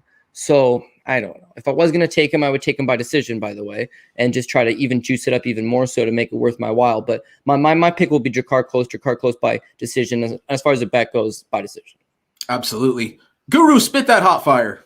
Yeah, man, this is one of these fights where when I first initially saw it and I saw like Luis Pena is replacing Jai Herbert, I was like, okay, I mean, maybe Drakkar Klose will be a bet for me. But then when I went in and started looking into it, I mean, I can't back Drakkar Klose betting wise at all. Like these guys said it pretty good. I mean, to me, it's weird because when I think of Drakkar Klose, I always think of him as like a good wrestler, but he gets taken down a lot, man. Like Mark Casey took him down. Bobby Green took him down multiple times. I felt like the Bobby Green fight, that's probably his best win, but I thought that was kind of a robbery. I felt like Bobby Green deserved to win that fight. And then, I mean, he got backpacked against Benio, obviously, the first round. Christos Yagos took his back. And you mean Luis Pena, I mean, it's weird. It's like at first I thought he was a striker too. And then you watch his fights, it's like he can't really strike that good at all. I mean, he has some flying knee techniques. He's long. And so, I mean, he could sometimes catch guys at the end of his shots, but doesn't really use his reach well. He can get walked down, and you see super uncomfortable on the feet. So I do think Drakkar Klose, I mean, his path to victory is just going to be to, use that calf kick, try to back Pena up and, use some dirty boxing, clinch control. But I think that, Pena has a chance to backpack him and win a round that way or win 2 rounds that way. So the pick for me is going to be Drakkar Klose, but I think it's a dog or pass on the money line personally. And I think that the over is probably the best bet because I'm not really super confident in either of these guys too. I mean, Drakkari's coming off his first knockout loss against Benio, and who knows how his confidence is either. I mean, he hasn't fought in quite a long time, so I'm not confident enough to bet Drakkar Klose at that number. So to me, it's going to be a pass, but maybe the over, the fight goes to decision is a decent play. Yeah. I'm gonna take Drakkar Klose in this one. We've talked about it, man, and I feel like there's a lot of people on this card that are very unreliable. They don't get much more unreliable than Violent Bob Ross. I mean, this is a guy who at one point was starting to build some hype. It felt like the UFC was trying to get behind this guy. He has a certain uniqueness that almost seems marketable. He comes across almost as a character, but he just is unreliable. Fights that it seems like, oh man, this is such a good matchup. He's got the size advantage on everyone. If he could use his length, if he goes in there, fights a smart fight, uses the game plan, uses the strategy, it's his fight to win. And he lets these spots continuously fall out of his hands. I feel like he'll show moments where you go, yes, that's it. But I mean, this is a guy, Cody, you said it, man. This is a guy that's let everybody down. Oh, buddy, has this guy let me down. He's one of these guys that every time I back, I am yelling, screaming at the TV screen, dude, what are you doing? I mean, it's so frustrating to the point where I just can't back this guy anymore, especially coming in here against a guy like Drakkar Klose, who, man, his last name's Close. This guy makes everything close, man. That's just the truth. He fights to everyone's level. But at this point, I do feel like Drakkar Klose is the better man. He's the guy that I can rely on a little bit more. I would like to see this fight a little bit closer on the money line. I think it's going to play out very close, but I lean close by decision in this one. Another fight that, man, I knew Bob Ross was going to be the bigger guy, but at weigh-ins, it is drastic, the size discrepancy between these dudes. Is it going to matter? I don't know. That's up to Bob Ross. I got Drakkar close in this one by decision. Okay, and I think we are. Please help me, God. We are. It's the last prelim. Jared Gordon going up against Danny Chavez. Oh, man, we got a weight miss from Jared Gordon. Another man missing weight by 5 pounds. And we had some serious heat at the face-off. Cody, I think you're up on this one. Yeah, so Jared Gordon, long time, been my boy. I like betting on these guys that are going to go out there and they will absolutely give you 100% effort every time out. There's not an ounce of quit in them. They could be losing rounds. They could be fighting out of bad positions, but at least you know, at the end of the night, win or lose, you're happy with the effort that they gave you. Jared Gordon is just a tough dude. I mean, we all know about his personal history, but beyond that, I mean, as far as his record in the octagon goes, if he's able to get you down, the guy is relentless. And whether or not the guy at Fight Metrics sitting on his computer says it's a significant strike or not, the dude is literally working the entire time. And so he makes a career out of that, right? He comes out in the Michel Canonas fight. That's his debut. Takes him down 4 times, grinds away with the strikes. You see it in the Hawkran Diaz fight. He takes him down. He grinds away in the strikes. If he's successful in taking you to the ground, he just beats you. But when he's forced to stand, if say you're able to get back up, if say he's not able to hold you down, if he has to strike for a prolonged period of time, he's getting hit and he's getting hurt, he's getting wobbled, he's getting put out. You see it first in the Joaquim Silva fight where he did take a lot of damage in that fight. It was the first time you started to see him slow down as well. But subsequently to that, like they didn't give him a whole lot of favors in some of these bookings. And the Charles Oliveira fight is a great example. Like he's been KO'd twice now in his career, bad knockouts. Looks like he's slowing down. You give him Charles Oliveira, gets knocked out. You know, his win over Dan Moret, he didn't look great. He actually did get outstruck in portions of that fight, but he relies on the takedowns. You see his last fight, same thing. Low-level opponent, relies on the takedowns. That's what's saving him. Against Danny Chavez, Chavez's takedown defense against TJ Brown looked great. I mean, his hips look super heavy, super strong. We all had capped that fight prior to it. Everybody I had spoken to had said the same thing. Like, well, he does show 2 pro losses. Both of his losses, his ground game let him down. But leading into that fight, he was super adamant of like, I've spent a lot of time working on my wrestling. I won't get taken down. I guarantee I won't get taken down. Now, mind you, he's guaranteeing he's not going to get taken down against a TJ Brown that was 7 for 7 in his fight with Jordan Griffin in the takedowns. His fight prior, he lost that fight. You know, this shit happens with TJ Brown. But all the same, it's like a guy that had shown good wrestling, you're guaranteeing no to. And TJ Brown never got close. People will say it was the leg kicks. TJ Brown waited too long to get going. His lead leg was hurt, and that enabled him to get the takedowns. But I think Chavez just looked strong. He looked tough. He looked like his takedown defense was in order. His leg kicks were good. He had fast hands. 2 things I didn't overly like is he got tired in the 3rd round and his output was low. But he took that fight on short notice. So I'm going to give him just like ever so slightly the benefit of the doubt that full camp, better version. He is 33. He's not a prospect. For a guy that's 1-0 in the UFC, he's a little bit long in the tooth. But if he can keep this fight standing, then I think he's going to give Jared Gordon a ton of problems. Jared Gordon relies on those takedowns as he always does. He looked very, very slow his last time out. I think at 32, he's just had a lot more damage than actual age itself, the number catching up to him. But as much as I do love Jared Gordon, I just couldn't back it. Now you say, okay, the weight miss. We factor that in. Guy comes in 5 pounds overweight. So whereas that is definitely an advantage for Jared Gordon's style, right? He's the wrestler. He didn't have a terrible weight cut. And Bleed, you made the best mention yourself. You missed by 0.5. You know something went wrong because you're not giving the guy 20%, 30% of your purse for a 0.5 miss. You're going to go make the weight. At 5 pounds out, you're just like, screw it. I'm starting to feel shitty. I'm just going to call it a day. And I'll give the guy 20%. It's like they're not the same misses. So with Jared Gordon, this should help him. Extra size. If he does get the fight to the ground, if he doesn't gas the same because of a bad weight cut, that's all advantage on Jared Gordon's thing.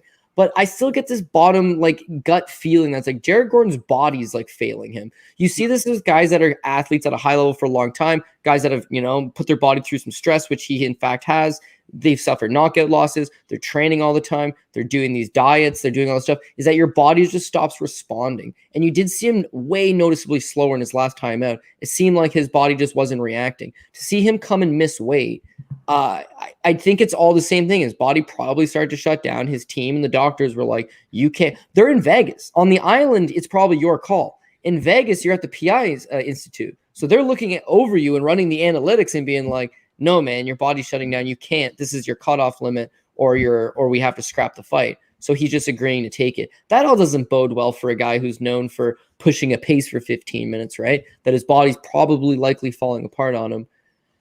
Yeah, I just can't go with Jared Gordon. I got Danny Chavez. I could see him getting a knockout. I'd like to say decision, but beyond that, I'm not going to chase a certain prop. I would just take Danny Chavez straight up money line. Absolutely. Guru, who you taking? Yeah, I got Danny Chavez as well, and I just feel like on the feet he's going to have a big advantage, like Cody was saying. I mean, he looked like he is pretty slick. I mean, he's from MMA Masters, which is a gym that's been really on fire recently. They've been doing really good, and you saw in the fight with TJ Brown, he was switching stances.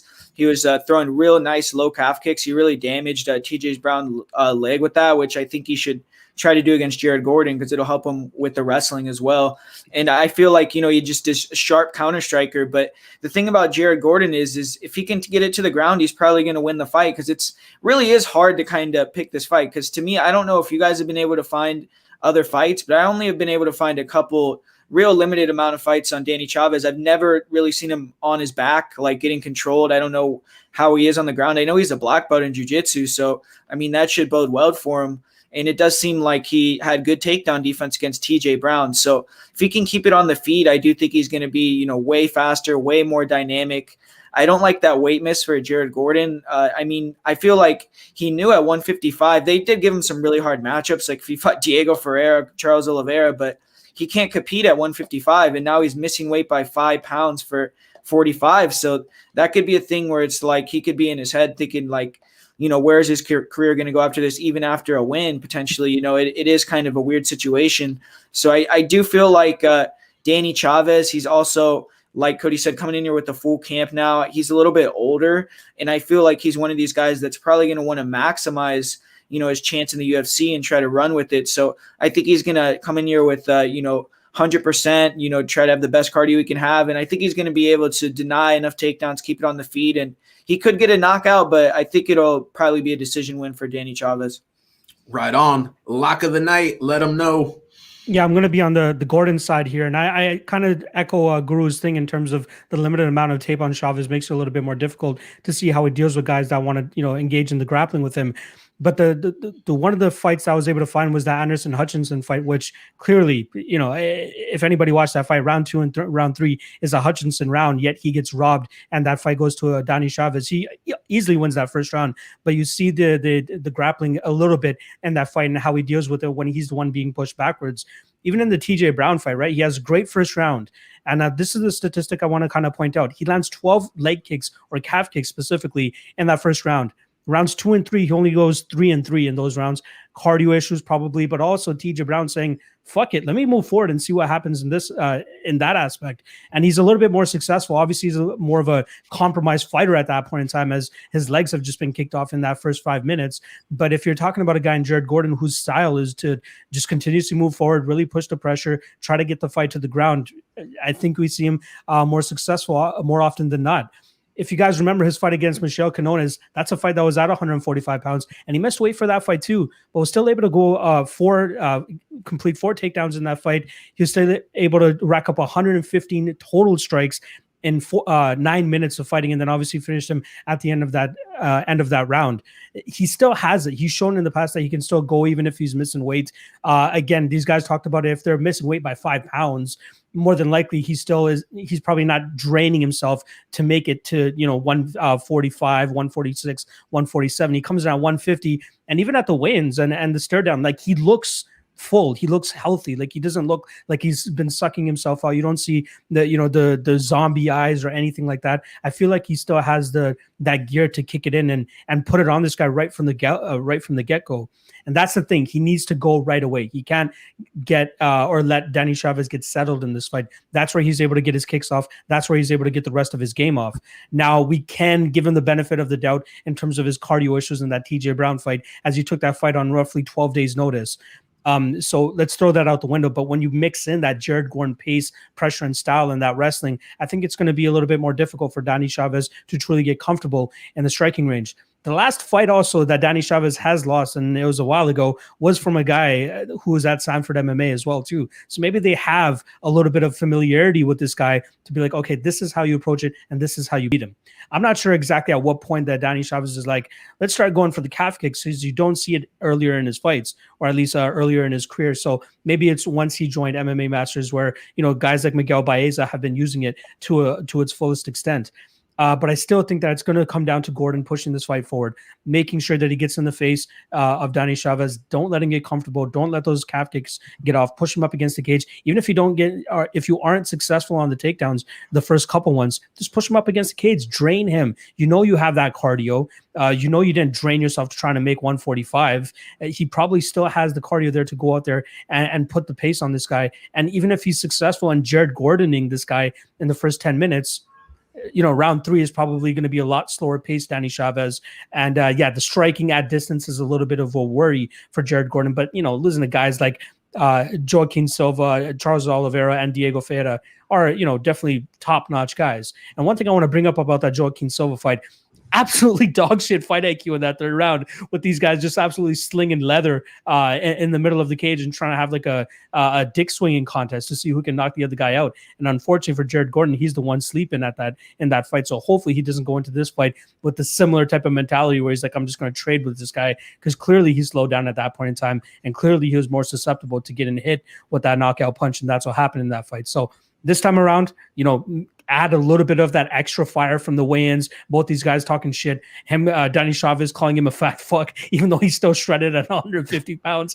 It's hilarious. I think Jared Gordon really wants to put on a performance here. And again, this is his second fight now at Sanford MMA. Hopefully he shores up some of his issues in the striking realm, and is able to mix it together well enough to get those takedowns and really control this fight, right? His last couple fights, 215 total strikes. The fight before that, 170 strikes. Like, the guy is a machine when it comes to getting these takedowns and getting that output. And I think that people might be riding a little bit too far with Chavez just based off of that TJ Brown fight. Even before on the regional scene, he's getting first round knockouts. Maybe he knocks out Jared Gordon early here, but based on what we have to go off of historically, I feel like Jared Gordon can push this guy, take him down, and make it a very tough fight. So I'll take the dog money on Gordon here. Maybe even take the decision prop plus 180. Not too bad of a line there, but I got the Jared Gordon side here. I think we know the game plan for Jared Gordon. I'm pretty sure he let everybody know at face-offs exactly how this fight was going to go down in his mind. I think it's up for debate what he said he's actually going to do once the fight gets there, though. And I'm not going to repeat those words because it was very graphic. But Jared Gordon told Chavez, I'm going to go in there and I'm going to hold you down. Where it goes from there, I really don't know. But that is Gordon's path to victory here, absolutely. I don't like his chance if he tries to stand and bang with Chavez. Cody, you talked about Chavez saying he shored up the takedown defense. I tend to believe him. I really do. I think Gordon probably finds a takedown or two maybe early in this fight. But, man, I just feel like Chavez, even if he does get taken down, I think he's going to be able to work to his feet. And I just absolutely think he's going to outclass Jared Gordon on the feet. We talked about the leg kicks. I think those are definitely going to be part of the factor here. But all in all, man, this just feels to me like two guys that are on different career trajectories. Now, interestingly enough, Chavez is actually the older man by 1 year. But, when you take account into mileage, strength of competition, stuff like that. I mean, Jared Gordon's the guy with 4 losses, all 4 by finish, I think Chavez is going to go in here and put some work on this guy. I like Chavez a lot in this spot. And Locke, like you said, man, we've only seen this guy come in here and have one fight, albeit on short notice, man, and I was highly impressed. But Chavez is the guy for me. I'm going to back him in this one. I got Chavez. I think he's got a very good chance at finishing Jared Gordon. If he doesn't, I just think he's going to be the one to get his game off over Jared Gordon, being able to hold him down over 3 rounds. Okie doke. We are, the main card. The finish line is almost within sight. Andrei Arlovski versus Tom Aspinall, the oldest man in the world. I mean, except for Aleksei Oleinik, who we still got to talk about, versus a very young, talented prospect in Tom Aspinall. Guru, are you up on this one? Yeah, man, and I feel like I've been saying this a lot, but this is another fight where, I just can't be confident on either side. You have Tom Aspinall, who all his wins are within a minute and 30 seconds. So it's like hard if that's what you're doing. I mean, it's really hard to sit there and read much into that. I mean, he's going in there against low-level guys, and the two guys he fought in the UFC aren't heavyweights. I mean, he fought Jake Collier, who's fought at 185. He fought Alan Badu, who got knocked out by Dalcha Lungiambula at 205, and Dalcha fights at 185 now. So, I mean, he's been fighting these small guys, and you see him on the feet. I mean, he looks like he's fast. He's a good boxer. And, but I don't know. I mean, it's hard to say if it gets extended, if he gets clipped on the chin. I mean, he did get clipped with some nice elbows against Alan Badu before he hit the takedown and finished him really easily. Where Arlovski, I mean, he tries to just make these fights super low volume, throw a lot of feints, use a lot of movement, and, use some counter punches. And he has some pop. So, I mean, Tanner Boser, he got hit with a few shots and didn't really want to get hit anymore. So he was really biting to a lot of Arlovski's feints, and super low volume fight. Arlovski got the win, and he's been able to do that with a lot of people. Like, he's had split decisions with people like Tai Tuivasa, Augusta Sakai that are in the top 10, top 15 of the division. And even Walt Harris as well, he had a split decision with. And, I mean, it's hard to say of Tom Aspinall if he gets extended, how good he's going to be. I mean, I watched a fight of his with Stuart Austin where, I mean, his takedown defense looked really bad in that fight, and he eventually was able to sweep, get on top. I mean, he is a black belt. It looked like he was decent off of his back, but no get-up game. And, I mean, he eventually sweeped and ended up getting heel hooked. So, I mean, it seems like on the ground he might not be as good as advertised potentially, and I'm just not 100% sold, but he is going to be a lot faster. Obviously, Arlovski has those durability issues, everything like that. And I feel like having a guy like Darren Till and just being at that gym where I feel like a lot of those guys are really good feinters, that might help against the Arlovski style, his just feints and movement. I think Aspinall is one of the faster guys at heavyweight, so he might be able to cut Andrei off and force more exchanges. But this is another sketchy fight, in my opinion. I think that, I'm going to go with Aspinall, but I don't have anything on this fight. I don't know if it's going to go over or under.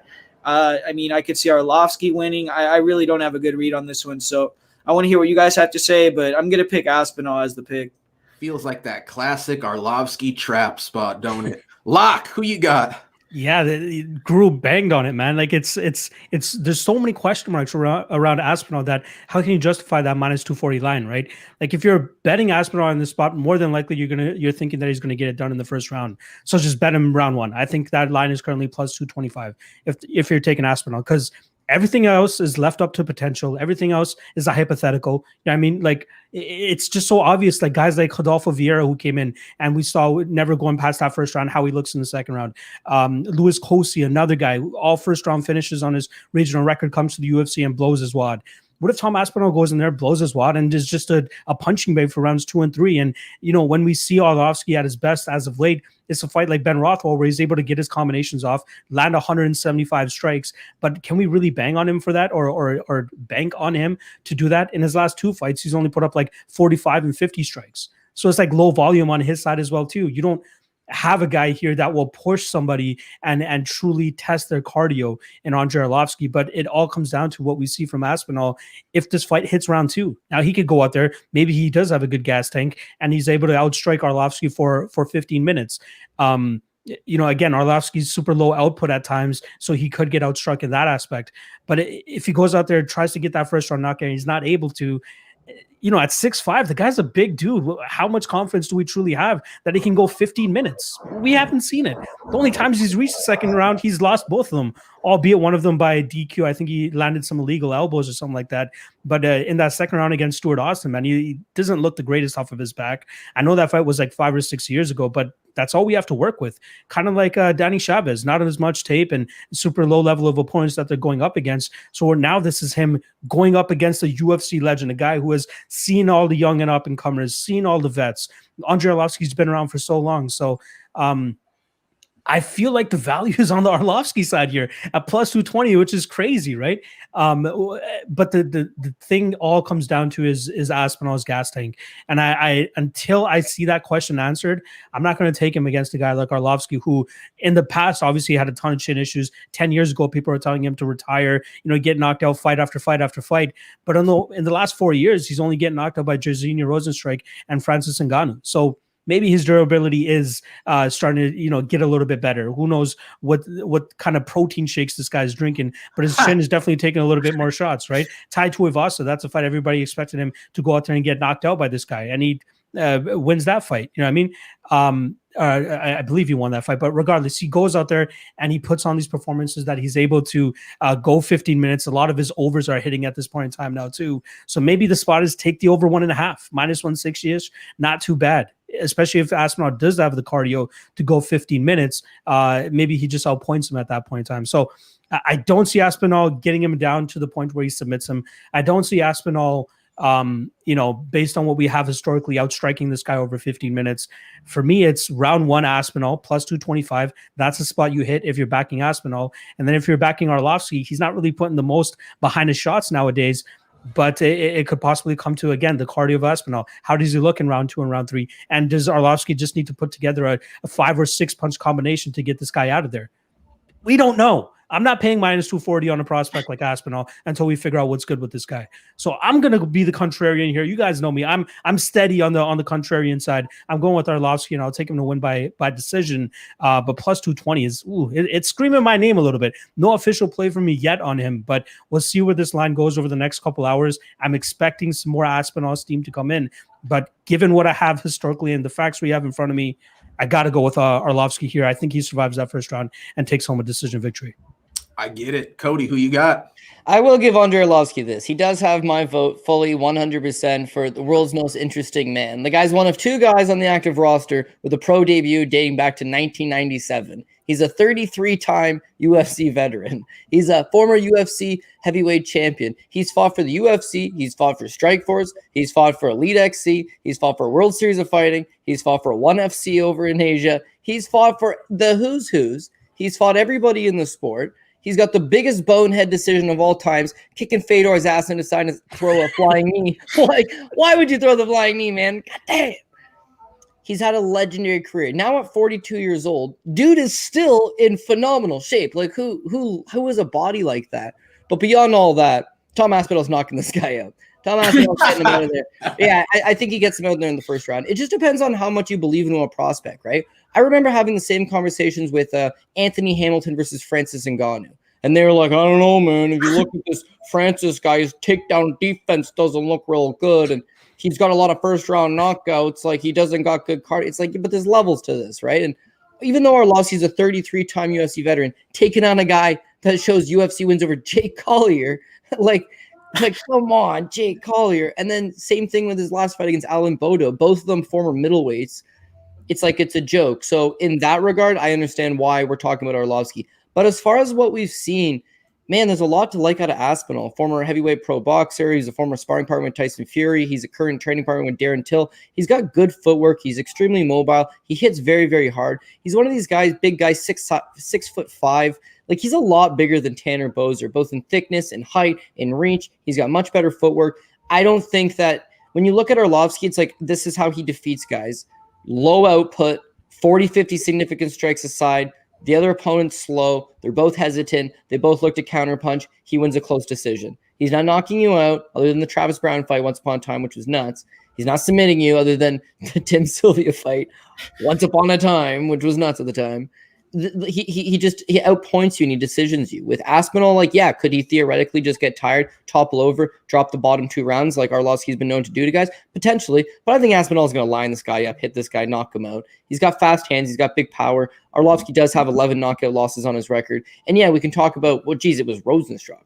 And it was Alistair Overeem, and it was Stipe Miocic, and it was Francis Ngannou. And it's like, yeah, but it's been an entire career of this. Like, he's been knocked out. Remember how I said he's got a fight dating back to 1997?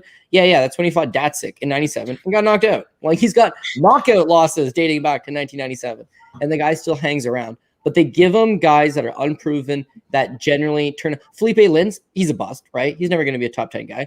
Tanner Boser, he's probably the second best Canadian currently going, so I hate to say this, but he's a bust, right? He's never going to be a top 10 guy. With Aspinall, like, I don't get that impression. I like this guy. 27, BJJ black belt.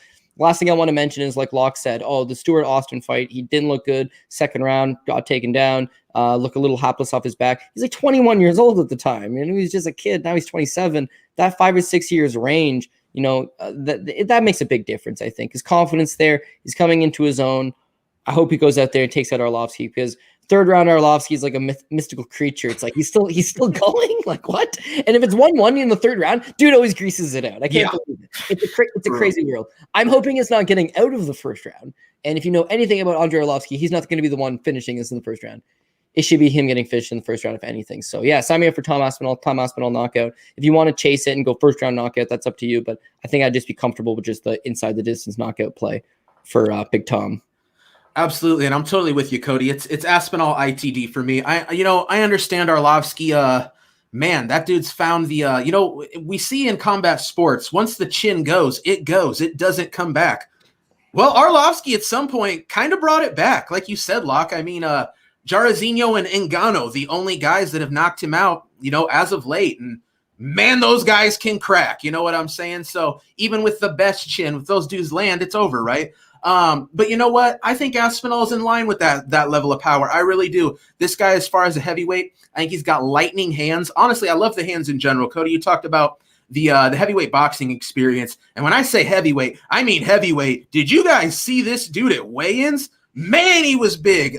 Definitely had a size advantage on Arlovski. I wasn't expecting. I expected him to be fairly similar in size. Aspinall is a big, tall dude, thick, powerful. Man, I really do. I think Aspinall goes out there, finishes Andrei Arlovski.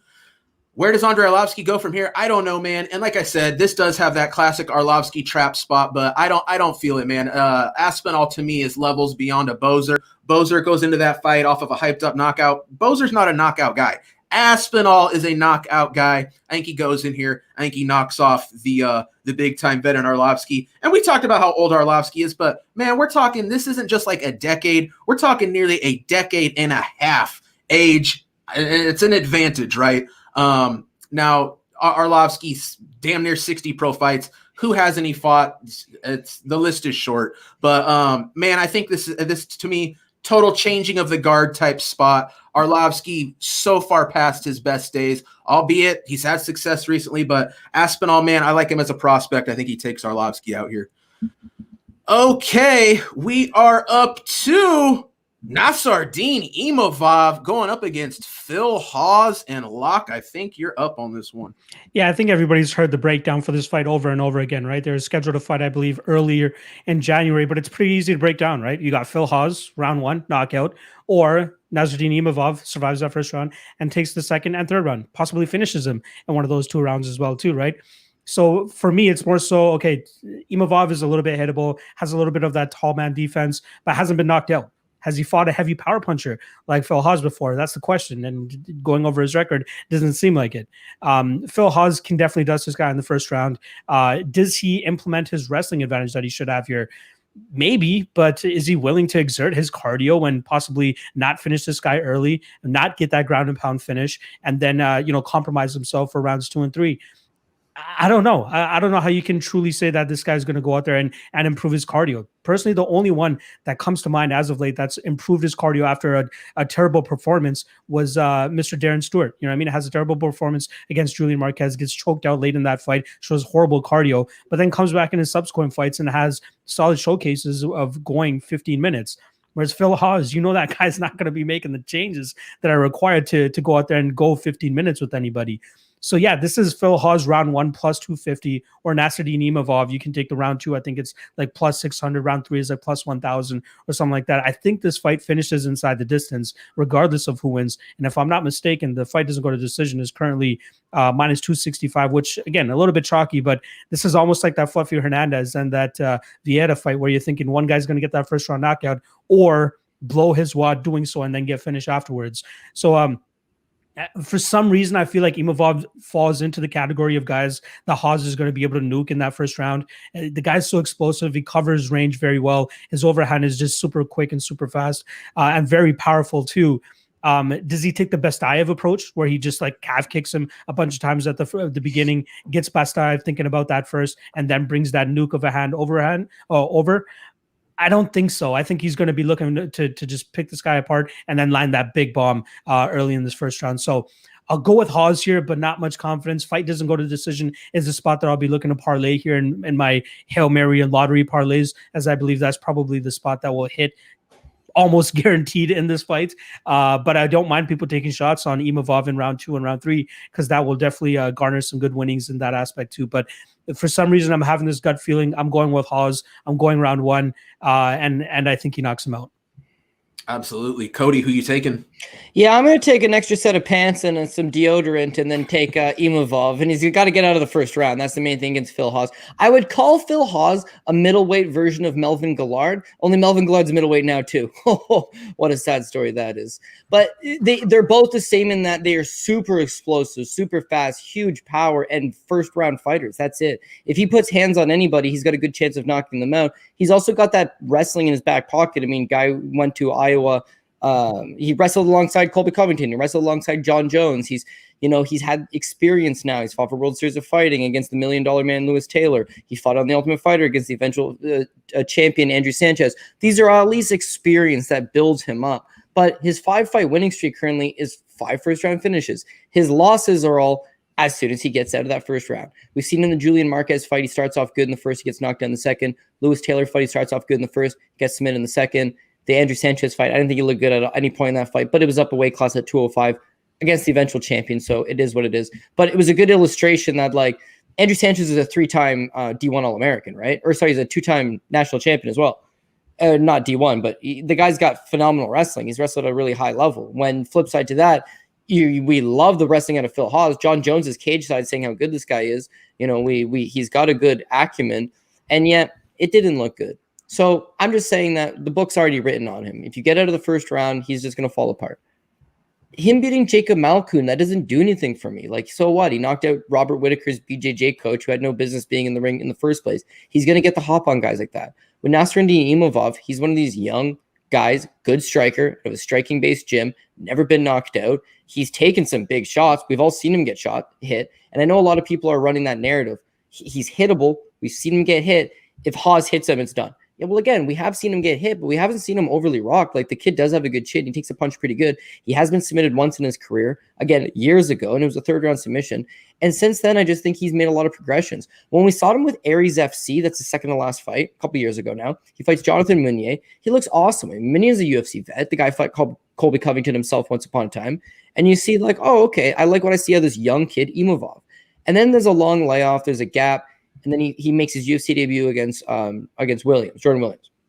Listen, Williams is a tough guy. He's a scrapper. He's coming forward the entire time. He takes some big blows. Imavov was coming off a long layoff. He did look a little bit fatigued. He did look a little bit ring rust. But still, you see the combinations flowing. You see the guy's range. You see the guy's jab. You see the guy's good hooks. Like, I really do like what I see out of him. And I think that being his first fight in over a year, that being his UFC debut, he's still really young. He's only going to get better and better. Phil Hawes is 32, and I know he's good, but I know he's good for 5 minutes. He hasn't shored that up in his career. He hasn't made these drastic improvements to get better. People keep saying, like, well, he's at Stanford MMA now. Like, it doesn't matter, man. You didn't go from mom and pop, basement training facility or a garage training facility to a mega gym. No, he was at he was at Jackson Winklejohn, training alongside John Jones, training alongside the best guys. Then he left there, and he ended up at, like, Elevation, training at Elevation for a camp. And then from there, he ends up at Stanford MMA. Like, he's a gym jumper. He's an extremely talented, extremely hard-hitting, extremely athletic gym jumper. And what gym jumpers, same thing that happens. Once the going gets tough, he's out of there. So Phil Hawes is either going to knock out Nassourdine Imavov in the first round, or Imavov is going to take him out inside the distance somewhere in the second and the third. I wanted to listen. You guys have been sitting here in the chat. Thank you for joining us as always. We appreciate the support. But like, this is a card where it's like I agree with a lot of these favorites. I do. And there's a couple dog spots where it's like I want to take that shot, and there's just not enough dog money on it. And this is another spot. Imavov last time it was booked it was plus 135. Now you're getting an even money. But that Imavov by knockout plus 450, or that Imavov inside the distance plus 225. Don't mind me that whatsoever. So yeah, I am going to take Nassourdine Imavov to get the victory. I think that he gets the victory inside the distance on the basis of he can finish, right? But also on the basis of Phil Hawes he does not lose decisions. This guy will fall apart if he gets tired and starts getting hit by the same shots that Williams is getting hit by. So sign me up for the ever so slight underdog in Imavov. Absolutely. Guru, who you got? Yeah, I'm going to be on the Imavov side on this one. I just feel like when you look at Phil Hawes on the feet, I'm just not convinced that he's a great striker yet. I mean, you see him blitz through these guys early, and it seems like he's getting better with the basics. Obviously, training at Sanford, he's trying to use the jab and try to like stay a little bit more technical and not just loop these wild shots. But ultimately, he's still just looking for the overhand right, the right hook on the inside. And he's not really a technical fluid striker. Whereas I feel Imavov has way better distance control, movement, a lot more variation on the feet. So I think he's going to be able to, just see what Phil Hawes has early, kind of get the read and then be able to move around, counter strike Phil Hawes. And I mean, Nassourdine Imavov, he is from France, but he's Dagestani, man. I mean, he showed kind of a little bit of his wrestling against Jordan Williams, where he was able to take down Jordan Williams. He, was denying a lot of takedowns, showed really good takedown defense, and showed a real good front choke, which is something that, Phil Hawes has had issues with in the past. He almost got front chokes against Julian Marquez, and then he did get submitted by a guillotine against Lewis Taylor, and he tends to kind of panic wrestle when he gets hurt. So I could see him panic wrestling into a front choke submission. I just feel like overall Imavov has a lot more path to victory. I think Phil Hawes only has that first round finish, path to victory. I don't think he could grapple his way to a win. I think that his cardio just isn't good enough for that. I don't think Imavov is just going to lay on his back if he does get taken down. I see him being able to scramble, make Phil Hawes work. And I just feel like on the feet, he's just going to be a level above Phil Hawes, start to touch him up.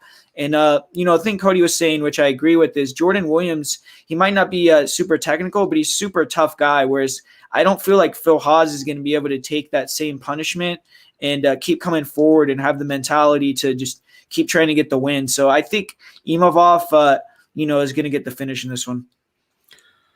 Yeah, it's a really tough fight, you guys. We've talked about it a couple times already, right? And I tell you what, here's the deal. When we first went over this fight a couple weeks ago, I was on Hawes. I'm currently on Imavov. So I'm just flip-flopping back and forth. But you know what? I've done it. I figured it out. And it was obvious.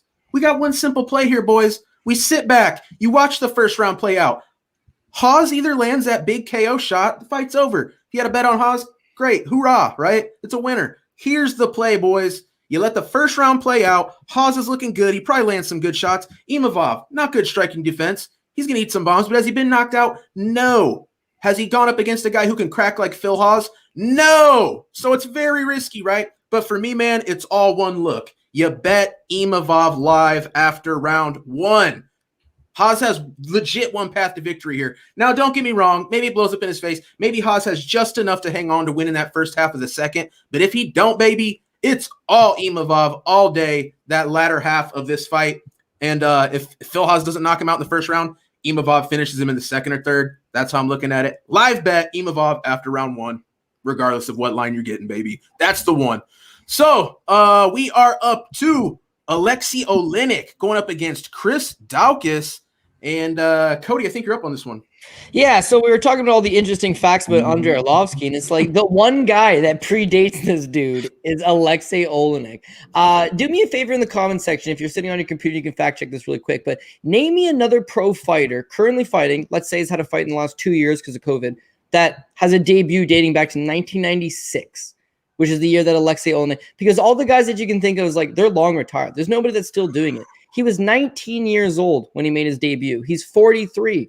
And he's still doing the damn thing. Not only that, he made his MMA debut in a one-night tournament, right? Fought 3 times that night. And here's the even crazier thing. He's fought in 14 one-night tournaments in the course of his career. He also has the record for most submission wins all time, if you factor in that Travis Fulton fixed a lot of those fights. So he's just got a big asterisk next to his name, right?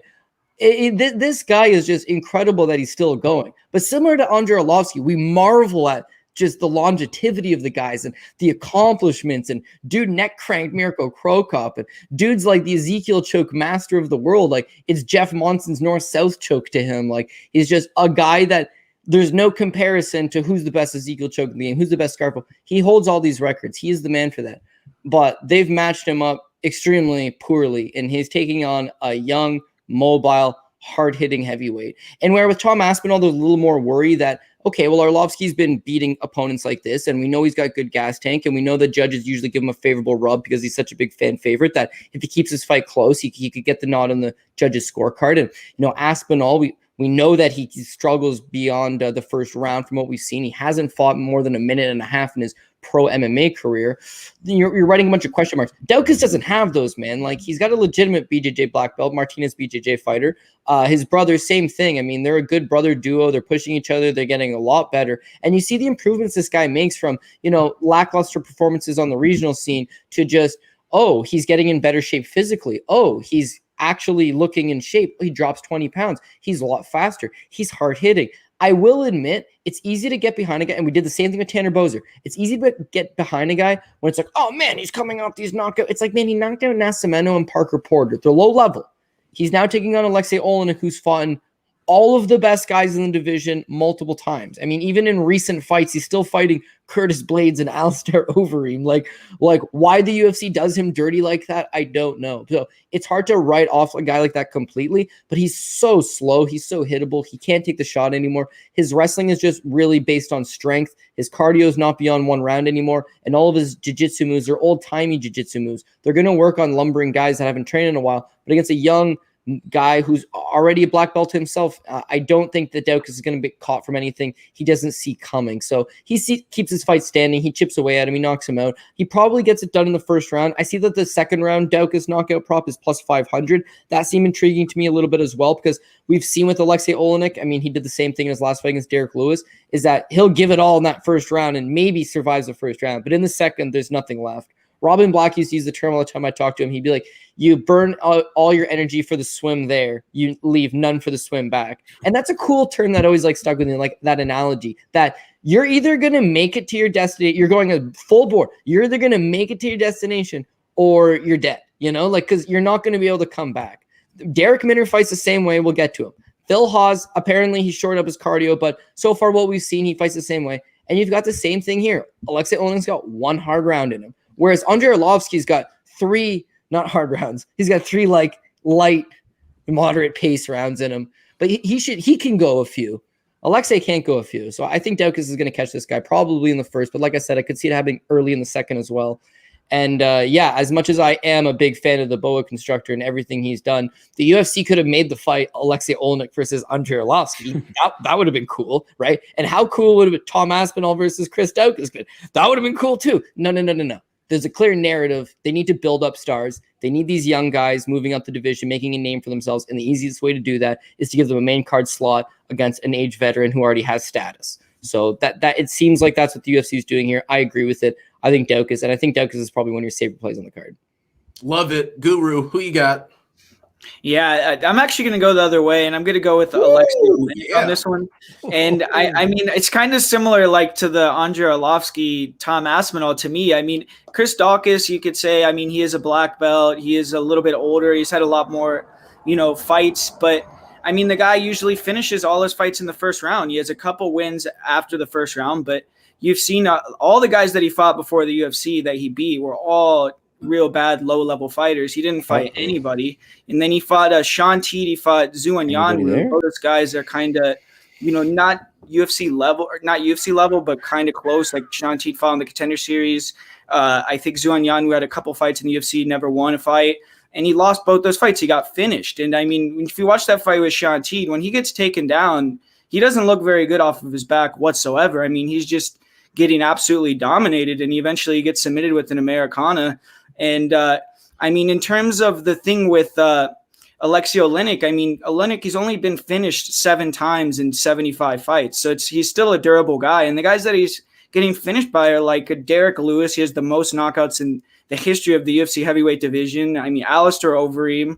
And, I mean, if you look at the line, too, I just feel like the line is a little bit odd because Chris Daukaus, he's coming off being an underdog. He was an underdog to Parker Porter and an underdog to Rodrigo Nascimento, and now he's over 2-1 favorite against a guy that's beaten Mark Hunt, a guy that's gone out there and beaten Travis Brown, beaten the top 15 guys. It's kind of weird to me. I'm not 100% confident that Aleksei's going to be able to go in there and just get the takedown, but I do see, Chris Daukaus, he's mobile, but he backs up a lot, and a lot of his fights end up in the clinch. And I'm just not 100% convinced on the guy's cardio either. He could go in there and, get a real quick knockout like a Wall Harris or something like that. But if it doesn't happen, I don't think he's at the same athleticism level of the guys that have been knocking him out either. So I just feel like Aleksei has a path to victory here. I'm not 100% sold on Daukaus, so I'm going to go with Oleinik. Right on, Locke. Who you got? Guru, put some respect on my guy Parker Porter's name. Come on. Guessing that plus 800 decision last time. What's good? But I know where you're coming from, and I get where you're coming from, and it's obvious, which is why the take that I'm going with here is the under 1.5. I think both guys are definitely live for a finish here. Obviously, Daukaus with his fast hands. The guy's been trimming down for several fights now. I mean, I went over it last night on the stream. Like, he weighed in at 256 in his last fight before the UFC, comes in at 240 in his first fight in the UFC, and then 220-ish in his next fight. This morning he weighs in around like 234, 235. So I think that's kind of the sweet spot that allows you to stay mobile, that allows you to get those fast hands going. And that's the improvements that we've been seeing from him in his last couple fights. Now, the difference here between Aspinall and Daukaus is that we got a little bit more of a stationary Oleinik that gets a little bit more, that overextends on his punches. He has that like that jiu-jitsu type striking where they don't care to get taken down, so they're just going to throw absolute heat on the feet. Like Hanayaya is one guy that just always comes to mind, who just doesn't have the technical abilities with the striking, but still goes out there and just throws heaters because he wants his opponents to shoot on him so he can get his jiu-jitsu game going. And that's pretty much what Oleinik's been doing too, right? Throws those bombs, tries to stalk his opponents, and then once he closes his distance, he tries to get them to the ground, or hopes that his opponent actually shoots for the takedown. But man, he's a little bit too slow for my liking. I think Daukaus will be able to catch him on the chin and put him out, which is why, again, I like that under 1.5 because it covers both aspects here. I think if Oleinik gets him down, he'll probably be live for a sub. Black belt, say what you want about Daukaus, getting that black belt. It's only been, I looked at his Instagram, it was like 24 or 25 weeks ago that he secured that black belt. Whereas Aleksei Oleinik, he's been grappling motherfuckers out the womb, right? This guy is just a jiu-jitsu wizard, even at this old age of 43, 44 years old that he's at. So I'd rather cover myself. I think this fight ends early, whether, within 7.5 minutes, and I'd rather cover both outcomes. And even with you getting Chris Daukaus at like that minus 180 range, it's pretty much what you're getting the under 1.5 at, right? That's where I see this fight going. So in terms of a pick, I'll go with Daukaus. I'll go with Daukaus round 1 KO. But it would not surprise me if we do get that Oleinik takedown and a possible submission there, which is why I'd rather be covered with that under 1.5. So I'll go Daukaus, and I'll go first round KO. I like it. Yeah, I'm on Daukaus in this spot. But I tell you what, I was a little bit back and forth. And, Locke, I think, man, you might be onto it with that under, dude. I feel like that under is probably pretty solid. I can see this fight absolutely finishing in the first round. And then, having that extra half round, I think that's probably a pretty good money spot, man. Because, I definitely think both guys are live to finish this fight and to finish it early. I feel like the more likely outcome of this fight is Daukaus going out there and just absolutely jumping on Oleinik. Oleinik's 43 years old, man. The reaction time, the ability to see a shot coming and not absorb it, to roll with the punches, it's just not there anymore. This guy's so plodding, so flat-footed. When you land on him, it lands very hard. And Daukaus is a dude that just gets in there and can really wing some cinder blocks. I think Daukaus actually has surprising hand speed for a heavyweight. I think he gets in there and he's a lot quicker than guys expect him to be. When you look at a guy like Daukaus, he kind of comes across as like a sloppy donut-eating fat cop, which he was. But now he's in the UFC, baby, and he's taking it serious. He's losing that weight. He's looking good. I thought he looked good on the scales today. He's been submitted once, and Aleksei Oleinik, man, this is a dude who has the gall, the balls to allow you to full mount him so that then he can lock in a scarf choke that you've never trained one day in your life for. You know what I mean? He's got some crazy exotic stuff. I feel like he's always live to pull something out of pull something out of his hat, a trick that somebody's never seen before. And I do think that's the case here. Locke, man, I'm leaning towards that under with you, dude. I think that's a really good one. But I'm going to take Daukaus in this one. I think he goes in there. I think he knocks out Oleinik first round, honestly. Okay, here we go. Derrick Minner, Charles Rosa. I think it is Guru on the mic. Yeah, man, I'm going to go with another underdog in this one, too. I'm going to go with Derrick Minner in this one. And when you're looking at this fight, this is an interesting fight to me because Charles Rosa is a guy that's never been submitted. You saw in the Bryce Mitchell fight, it's going to take something to submit this guy. He's real scrappy. He's going to just be in there till the end. But since he's came back from that injury, he fought 3 times. He fought Manny Bermudez, then he fought the Bryce Mitchell fight, and he fought Kevin Aguilar. And when he fought Manny Bermudez, he missed weight by like a large amount. He's gone past the UFC now and lost again on the regional scene a couple times. So it seems like Manny Bermudez, he started off his career, real strong, but kind of, veered off track. So to me, that wasn't a great win. He got the first round armbar, and there was a little bit of controversy there too, because he had, his feet inside the cage when he had the armbar. But, also then you watch his fight with Bryce Mitchell, he gets dominated, taken down at will, real poor fight IQ. And then in his fight with Kevin Aguilar, I felt like Kevin Aguilar went in there and looked out of shape, man. He missed weight. He was chubby in the fight and just didn't look like he was training very much for that fight. So Charles Rosa went in there, was at 155, so he didn't have to cut any weight. And, he was able to get a close decision win. It wasn't like he blew Kevin Aguilar out of the water. But, on the feet, I do think Rosa is probably the better striker. But Minner, I think, has more power in his hands for sure, and he's wild. So I think he's going to be able to use his striking to close the distance, hit the takedowns. He has a lot of first-round submissions, so that's definitely something that, I think last time when he fought TJ Laramie, he was like 17-1 to win first-round submission. So that was a hell of a bet. If you cashed out, he won in like 30 seconds. And but with this fight with Charles Rosa, I just feel like he's going to be able to hit the takedowns, and I like that, he is a guy that does have cardio issues. If you look at his career, everything like that, a lot of people will say, if you could survive the first round with Derrick Minner, you're probably going to get the win. But I do like that now he's in the UFC. He's only 30 years old, so he has a ton of experience that he's fought a lot of guys. And I feel like now he's at Glory MMA. He had a full training camp. I think he's going to be taking it a lot more serious. I think a lot of his fights, he was winning the fights and then he lost. So I think if he just comes in here as a little bit more composure, a little bit better cardio, a little bit better fight IQ, better coaching, with James Krause in his corner, maybe he could go out there and, put a couple wins together, because I do think he's a talented grappler. And I just like this matchup because I don't think Rosa is a power guy. Rosa is live for a submission, because Minner is a guy that, we've seen him submitted, I think 6 times, and sometimes he can get a little bit complacent on top, but I think he's going to be able to hit the takedowns. And I'm just going to bank on him having better cardio here and a better game plan with Glory MMA. So I'm going to go with Darrick Minner here, and I'm going to say he either wins a decision or gets a first-round submission. Like it. Lock, who you got? Yeah, this is another one where I'm looking at the total and the under 2.5, as I think that this will be an all action packed fight. The jury's out on Darrick Minner, right? 22 out of 25 of his victories by submission, absolutely insane percentage there. Most of his wins obviously coming in that first round as well too.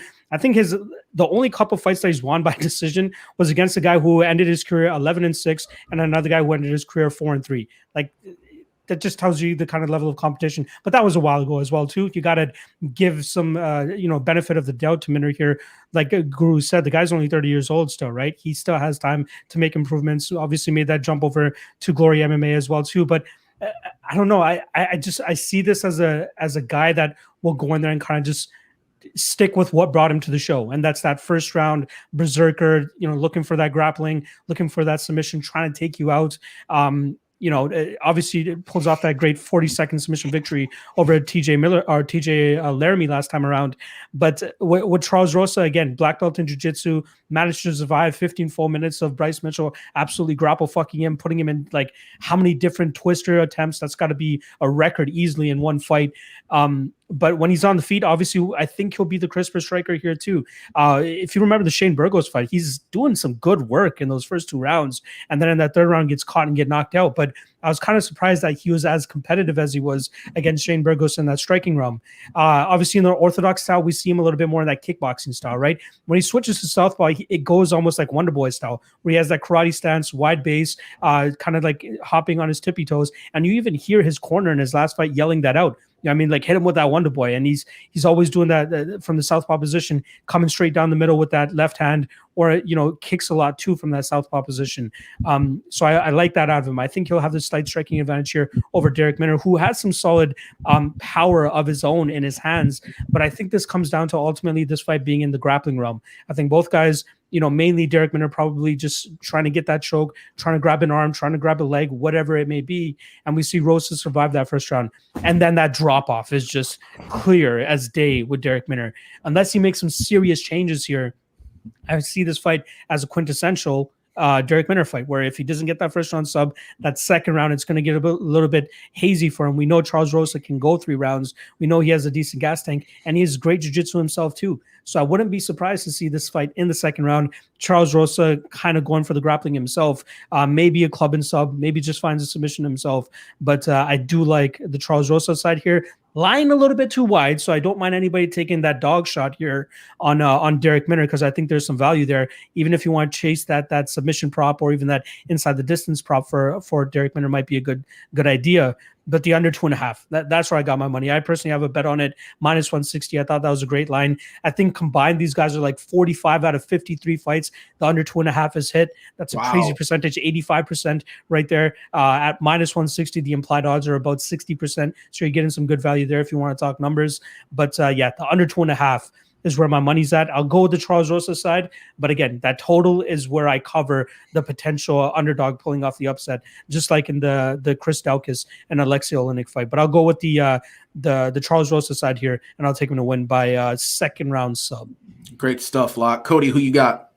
Yeah, I Derrick Minner is all of a sudden everyone's darling, and I don't exactly understand why. I mean, 28 wins, and he had no significant victories. I mean, his biggest win was a submission over Clay Collard, a pro boxer. And outside of that win, I mean, his biggest win of his entire career is TJ Laramie, a 21-year-old kid making his UFC debut. Like, does that scream like, man, Derrick Minner's the man? He's subbing all these high-level guys. You look at his record, it's for the most part 95% guys you have never heard of. His losses are the guys you've heard of, and those are the fights he's losing because he doesn't go out there and he doesn't blow you out of the first round. We know he's extremely dangerous. Even the loss to Grant Dawson, like, man, he had Grant Dawson in some nasty guillotine attempts. The guy is very opportunistic. The Laramie fight, he didn't take TJ Laramie down. Laramie, for whatever reason, decided to push him up against the cage, put his head in a bad spot, and then you have Derrick Minner jumping guard. That's what he does. But with Charles Rosa, BJJ black belt, Ricardo Laborio, BJJ black belt, trains full-time out of American Top Team. He's seen this before. And the guy does have good grappling in that he's never been submitted as a professional. We talked about Bryce Mitchell having in all types of nasty spots, but he's just durable all around. I mean, he's fought in Shane Burgos of the world, a top 10 guy. He's fought in Yair Rodriguez to a decision, a top 10 guy. He's fought in Bryce Mitchell, who's just ungodly strong, man. That guy's clinch and just like overall physical strength are second to none. So with Derrick Minner's also very strong, but I mean, he just burns himself out way too quick. His striking, it leaves something to be desired. If this is striking, Charles Rosa is going to beat him. If this stays grappling, Charles Rosa is probably still going to beat him. He just needs to make sure he gets out of that first round. I mean, yeah, the guy might jump guard on a couple guillotine attempts. The guy might fish for an anaconda. The guy might go try to take the back and fish for a rear naked choke. He likes chokes a lot. He's not really like a leg lock guy. He's not really like an armbar guy. He just, if he finds your neck, just like the Wu-Tang song, protect your neck. That's Derrick Minner, protect your neck. The benefit is that it's not Brian Ortega where you have to protect it for 15 minutes. It's Derrick Minner where you have to protect it for 3.5 minutes to 5 at the very most, and then he tends to fall apart a little bit. So Charles Rosa has done a good job of this, right? Guru made a great point of bringing up Manny Bermudez, and yes, he did miss weight and all that, but Manny Bermudez fights very similar to Derrick Minner, where he's balls to the walls for the first round, tries to submit you, and if he doesn't submit you, he falls apart. If you remember his fight with Rosa, it's the same thing. He takes out Charles Rosa, takes him down, and all of a sudden you see Rosa throw up the armbar, catch this guy who's a little bit reckless. I've seen Minner fight live. I've seen him fight 20 times on tape, 20 different fights. There's a lot of spots where he almost submits the guy in the first round and they come back. Our boy Jesse Arnett here, but look at him versus Jordan Griffin for LFA. It's exactly routine Derrick Minner 101. 10 submission attempts in the first round, and then he himself gets armbarred in the second. It's been known to happen, and I think this is the exact same spot. He has a good first round, and then if Rosa survives that first round, even if Rosa lost that first round bad, even if it was a 10-8 first round, I'd be looking to hit that live line on Charles Rosa after the first round, because if he'll get a much better line on it after the first if he loses it. And I truthfully do believe that this fight, I agree with Locke, it's under 2.5. It's finishing inside the distance. I'm going to go with Rosa inside the distance. And Rosa is not really much of a TKO guy. He's more of a submission guy. And even though it's like, oh, well, Derrick Minner's a submission guy too. It's like, yeah, he has 22 submission wins. He also has 8 submission losses. Like, he's, live by the sword, die by the sword. In his case, live by the submission, die by the submission. Like, he's got tremendous offensive grappling, but his defensive grappling certainly leaves something to be desired. And Charles Rosa, again, is in the best room in the world for the last 10 years, day in and day out, multiple-time UFC veteran, fought in guys that are still at the top of the game. It's like I can't fully write him off just yet. So sign me up Charles Rosa, and I'm looking to maybe check out the live line after the first round as well. Yeah, hey, I love that live look, Cody. That's a great point. Yeah, man, I mean, Minner, it's first round or bust. I mean, and sometimes it's not even the whole first round or bust. This is a guy who's lost plenty of fights in the first round. You know, for me, the thing is, right, Minner's live for a sub, right? I mean, anybody. This guy is a neck specialist. He gets that neck, especially early in a fight. You got serious problems. But you know what? Charles Rosa, he's never been submitted as a professional. And look at some of the dudes he's been in with. Now, don't get me wrong. Has he been absolutely dominated in the grappling by a guy like Bryce Mitchell? Yeah. But could Bryce Mitchell ever find the finish? No. And Minner's not going to be there for the full 3 rounds. Now, I do question if he has improved the gas tank. You think moving to glory, James Krause is going to try to shore that up. But how much time has he had to improve this guy's cardio to gain an extra 2 rounds when this guy is used to pretty much first round or bust? I don't see it. I got Charles Rosa in this one.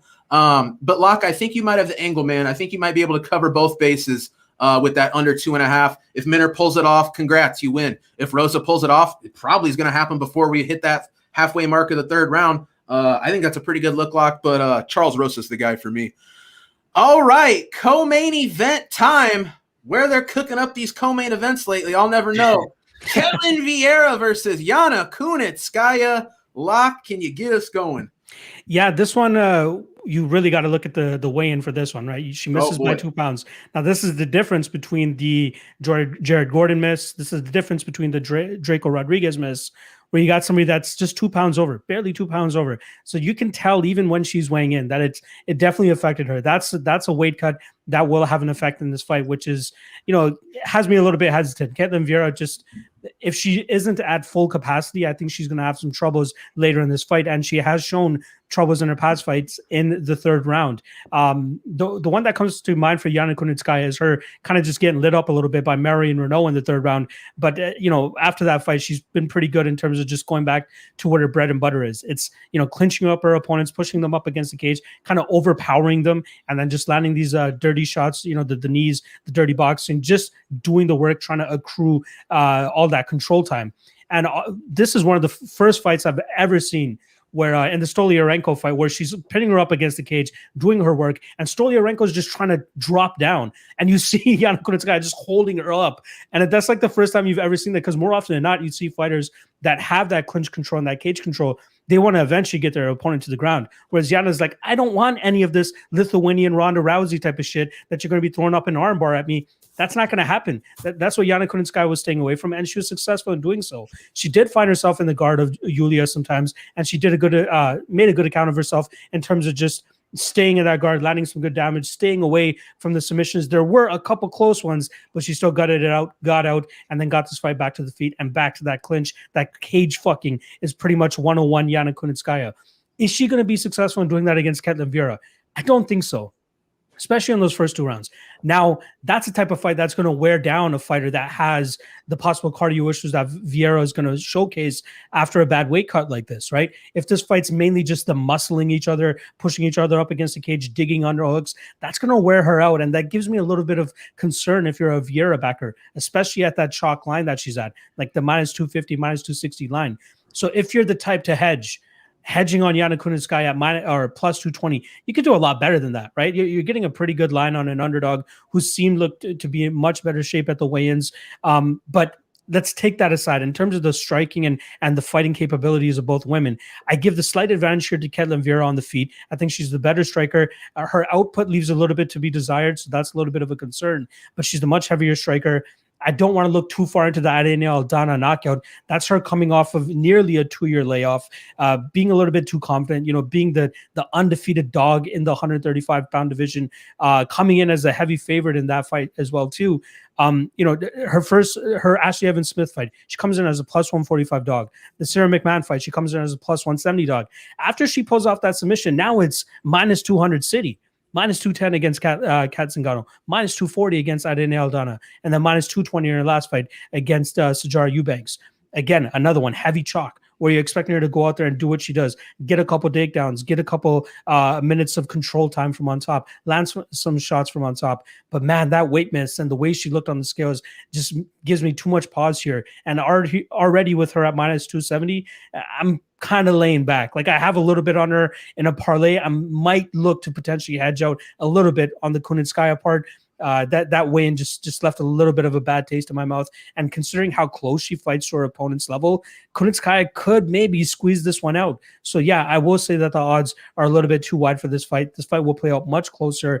But at the end of the day, if we get Ketlen Vieira at maybe 85%, 80%, I think she outmuscles Yana Kunitskaya, and we don't get Yana clinch fucking her. And even at range, whenever Kunitskaya is going to close and try to make that point fighting style come to fruition here, I think we'll see Ketlen kind of just counter properly, land the bigger shots, and mainly keep Yana Kunitskaya on the outside. So I'll go with Ketlen, but man, that weight miss is a little bit of a concern. So I'll take her by decision, but just be very wary and proceed with caution in this fight, because if Vieira looks anywhere near she does when she's her best, she wins this fight.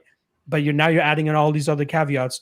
It's a little bit sketchy for me, but I'll still go with the Vieira side here. Absolutely. Cody, who you got? Yeah, I can't really add a whole lot more onto that, but what I will mention is that with Ketlen Vieira, was never really sold on her to begin with. Her fights in the UFC, Kelly Fast-Schultz, right? She got severely outstruck and won a split decision. Like, what? The Ashley Evans Smith fight, she narrowly outstruck her by 3 strikes, 71-68 against Ashley Evans Smith. Relatively competitive fight, by the way. It's like, woof.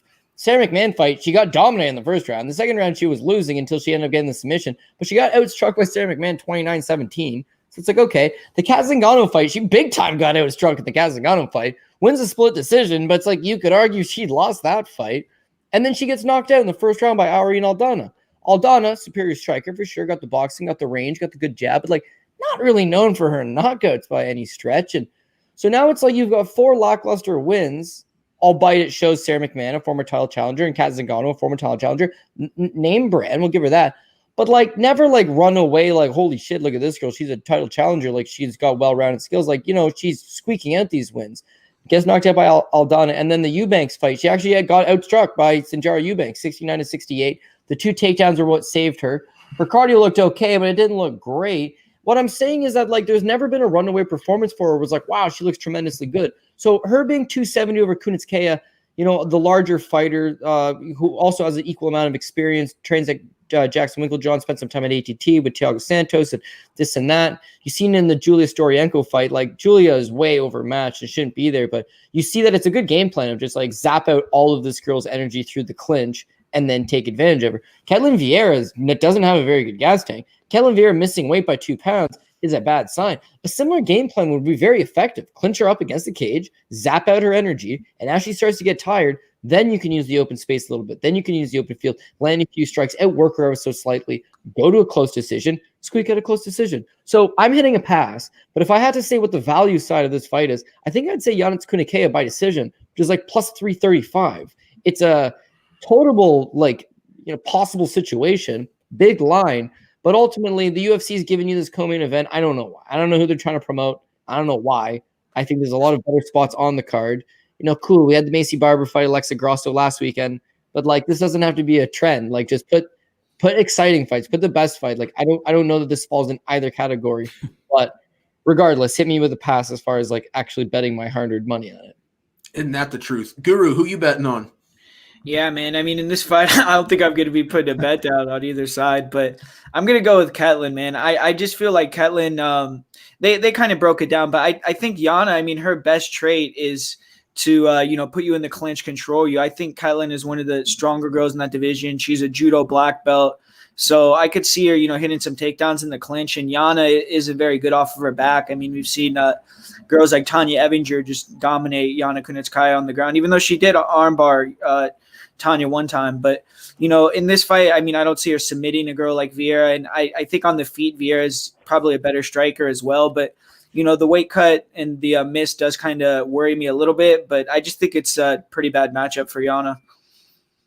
I'm with you guys fully. First off, Locke, you talked about sketchy. Yeah, dude, that's what I got to say about this fight. Pure sketch city. And I was way sketched out about this fight pre-Ketlen Vieira looking the worst out of anyone at weigh-ins. And this wasn't one of those cuts where she just kind of gave up. I believe she tried to get down to the weight, really pushed herself, looked really bad, didn't make it, missed the weight ever so slightly. Still was 3 pounds off, but yeah, man, that's more than enough. I was already off this fight from a betting standpoint. I'm going to take Ketlen Vieira. I do think she is the slightly better fighter, but man, I just feel totally confident in saying Yana Kunitskaya at plus 225 or whatever she's at.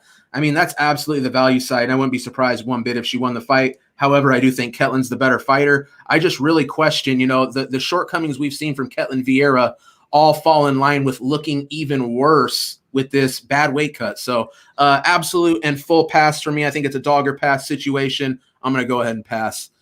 Here's what I'm not passing on, baby. Curtis Blaydes, Derrick Lewis. We did it again, boys. The main event of UFC Vegas 19. Cody Saftic, let us know, Curtis Blaydes or Derrick Lewis? Yeah, listen, I think everybody's heard the breakdown of this multiple times already. We've already talked about the fight once. It got rebooked, and everybody's on the same train of thought. Curtis Blaydes either wins with his wrestling. He's a much better wrestler. He's got the cardio. He's one of the better guys in the division. Still only 29, getting better, reaching title contention status. If he's going to win this fight, he's going to go down there. He's going to take down Derrick Lewis. He's going to smash on him. Lewis has been finished inside the distance all 5 of his fights in the UFC, like his 5 losses in the UFC, 4 times by knockout. Daniel Cormier just elected to submit him for whatever reason. But you just see where he's been taken down by 13 different opponents in the UFC. Takedown defense, 52%.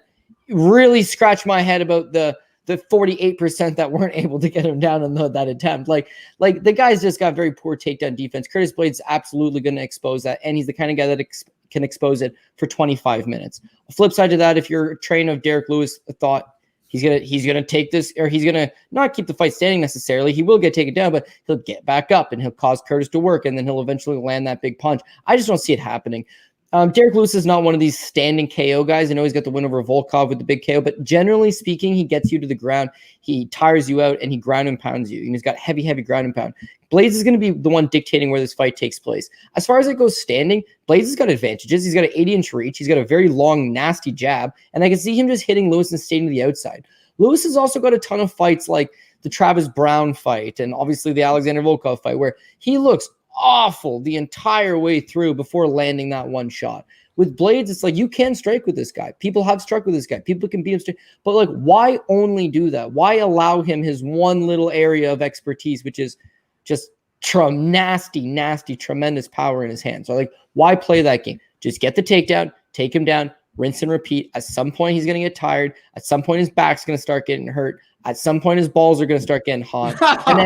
And then at that point, Blaydes just takes him out to the TKO. That's honestly, truthfully, the pick I think you go with here. Blaydes straight up is a big favorite, right? He's parlay material, sure, but you wouldn't want to bet him straight up if he's the only pick on a straight up money line. So I think you got to chase that Blaydes inside the distance. Blaydes by TKO. And then specifically, I've got over 1.5 rounds. Like Blaydes doesn't usually knock out guys in the first round. He's more of a take you into that second and third round and just really tire you out. And then Derrick Lewis, same thing. Derrick Lewis doesn't show a whole lot of first round knockouts. He shows a lot of these late second, third round knockouts. So this is a 5-round fight. No reason to believe that Curtis Blaydes won't try to pace himself a little bit. I get the over 1.5 rounds, but I got like the under 3.5 rounds. Like it's going to end somewhere in that middle, 2-3 rounds. Where eventually Lewis is just going to get too tired, Blaydes being on top of him, and Blaydes is going to start connecting with some elbows and force some type of stoppage. So sign me up with Curtis Blaydes. It's a pick that I feel good in, and yeah, I mean it's a fun little main event. Good way to cap off the night. I'm so with you, Guru. Who you got? Yeah, man. I mean, I got to go with Curtis Blaydes too. There's not going to be any surprise, I don't think, of any of our picks on this one. But I mean, Derrick Lewis does scare me, man. I mean, he's most heavyweight knockouts or most knockouts in UFC history for a heavyweight. He loses all these fights, like Cody said. He's losing the entire fight. Like another example, when he fought Shamil Abdurakhimov, he's getting taken down for 3 rounds in a row. 4th round, he gets a knockout. So it's like he could somehow, I mean, people say he has shitty cardio, but somehow he's able to get a lot of 3rd-round finishes. He's gotten a 4th-round finish, and he just hangs around in these fights. He like gets his ass kicked, and then eventually he lands a big shot or gets on top of you and finishes the fight. So, I mean, it's possible he does that again. I mean, he could get another knockout to his record, but I think more than likely, I mean, Curtis Blaydes is going to expose that, you know, he has bad takedown defense. He's not very good on the ground. I mean, he does kind of have that ability to just stand up, though, which I don't think he's going to be able to do that against Curtis Blaydes, but he has done it against guys that are really good grapplers like Gabriel Gonzaga, people like that. So, I mean, it's interesting to see if Blaydes is going to be able to dominate him on the ground. But I do feel like, you know, ultimately, you know, the cardio is on Blaydes' side. Everything is on Blaydes' side pretty much. Even the technical striking, you could maybe argue that he's a better striker. But he has been hurt. I mean, Mark Hunt dropped him. He has gotten not finished twice by Francis Ngannou. He's gotten wobbled in certain fights. So, I mean, I think that the money line, Derrick Lewis has value at like almost plus 400. But, I mean, it has to be Blaydes for me as the pick. Absolutely. Locke, who you got, man? Yeah, one of the first cards that we actually broke down together was this fight when I first dropped onto the odds crew. And I took Lewis that night just because I'm like, I agree with everything you guys are saying, but I think he'd be able to use his fucking let's get up jiu-jitsu and just knock him out at the end of the day. But the more you look at it, and I think what I was harping on a little bit too much was that Volkov fight for Blaydes, right? Where he's just looking so sucked out and tired in rounds 4 and rounds 5. And that's where I thought that Lewis would be able to, you know, come forward and get up and really test the chin of Blaydes. But you got to give some credit to Volkov there, right? He was making him work. He was causing him to get tired. It's not like he was just laying there and the way that Lewis probably will until Lewis decides to, you know, roll over to his tummy, put his hands down, put his knees down and get back to his feet. But Blaydes has just really good top pressure. You know, I think this is the first time Lewis is fighting as good of a grappler since Daniel Cormier. You know what I mean? Like, this is the first time he's fighting somebody this high level in that realm. And Blaydes is just going to put it on him. And if you're a Derrick Lewis backer, man, watching that Aleksei Oleinik fight cannot have you feeling good, especially with how easily it was for Oleinik to drag this guy to the ground. Oleinik could have easily won that fight if he just gave up on the scarf hold and, you know, took that mount. That mount was open all day, yet he just decided, I want to be nifty. I want to be old man Oleinik and try to pull off another submission that you don't often see in the UFC. So for all we know, we could have got Aleksei Oleinik versus Curtis Blaydes #2 tonight if he actually decided to take full mount instead. But Blaydes strikes me as a guy that will take advantage of that full mount, that will take advantage of these openings that Lewis gives to these guys on the ground. Blaydes is going to absolutely ragdoll this guy. I love the inside the distance. That's the line that I'm going to be hammering for this fight. That -167 is what I got. It's around -175, -180. Still think it holds a lot of value there. I just don't see Lewis surviving 25 minutes of this. And I don't see him making him work the way that Alexander Volkov made him work. Sure, he might get up if Blaydes doesn't get him out of there early. But I think he's going to throw his bombs. Blaydes is going to get out of the way and then trip him and take him down once again and rinse and repeat until he finds the finish. Now, the angle that I was trying to break down last night on the prop show was, why not sprinkle a little bit on that sub prop? Plus 900, plus 950. Why not? You know, I mean, he's going to ragdoll him. I'm sure he doesn't have a submission victory on his record at this point, but maybe Blaydes is the type of guy that you need to submit to totally get out of there. Just like Daniel Cormier decided to go for that rear naked choke. It's there. You know what I mean? What if he just rolls to his back, Blaydes sinks in the choke, and then just taps him out? It's absolutely a possibility and worth, in my opinion, a little bit of a 0.1, 0.2 unit stab at a plus 900, considering how dominant he should be in this realm. But obviously, the most likely and most realistic outcome is going to be that ground and pound TKO.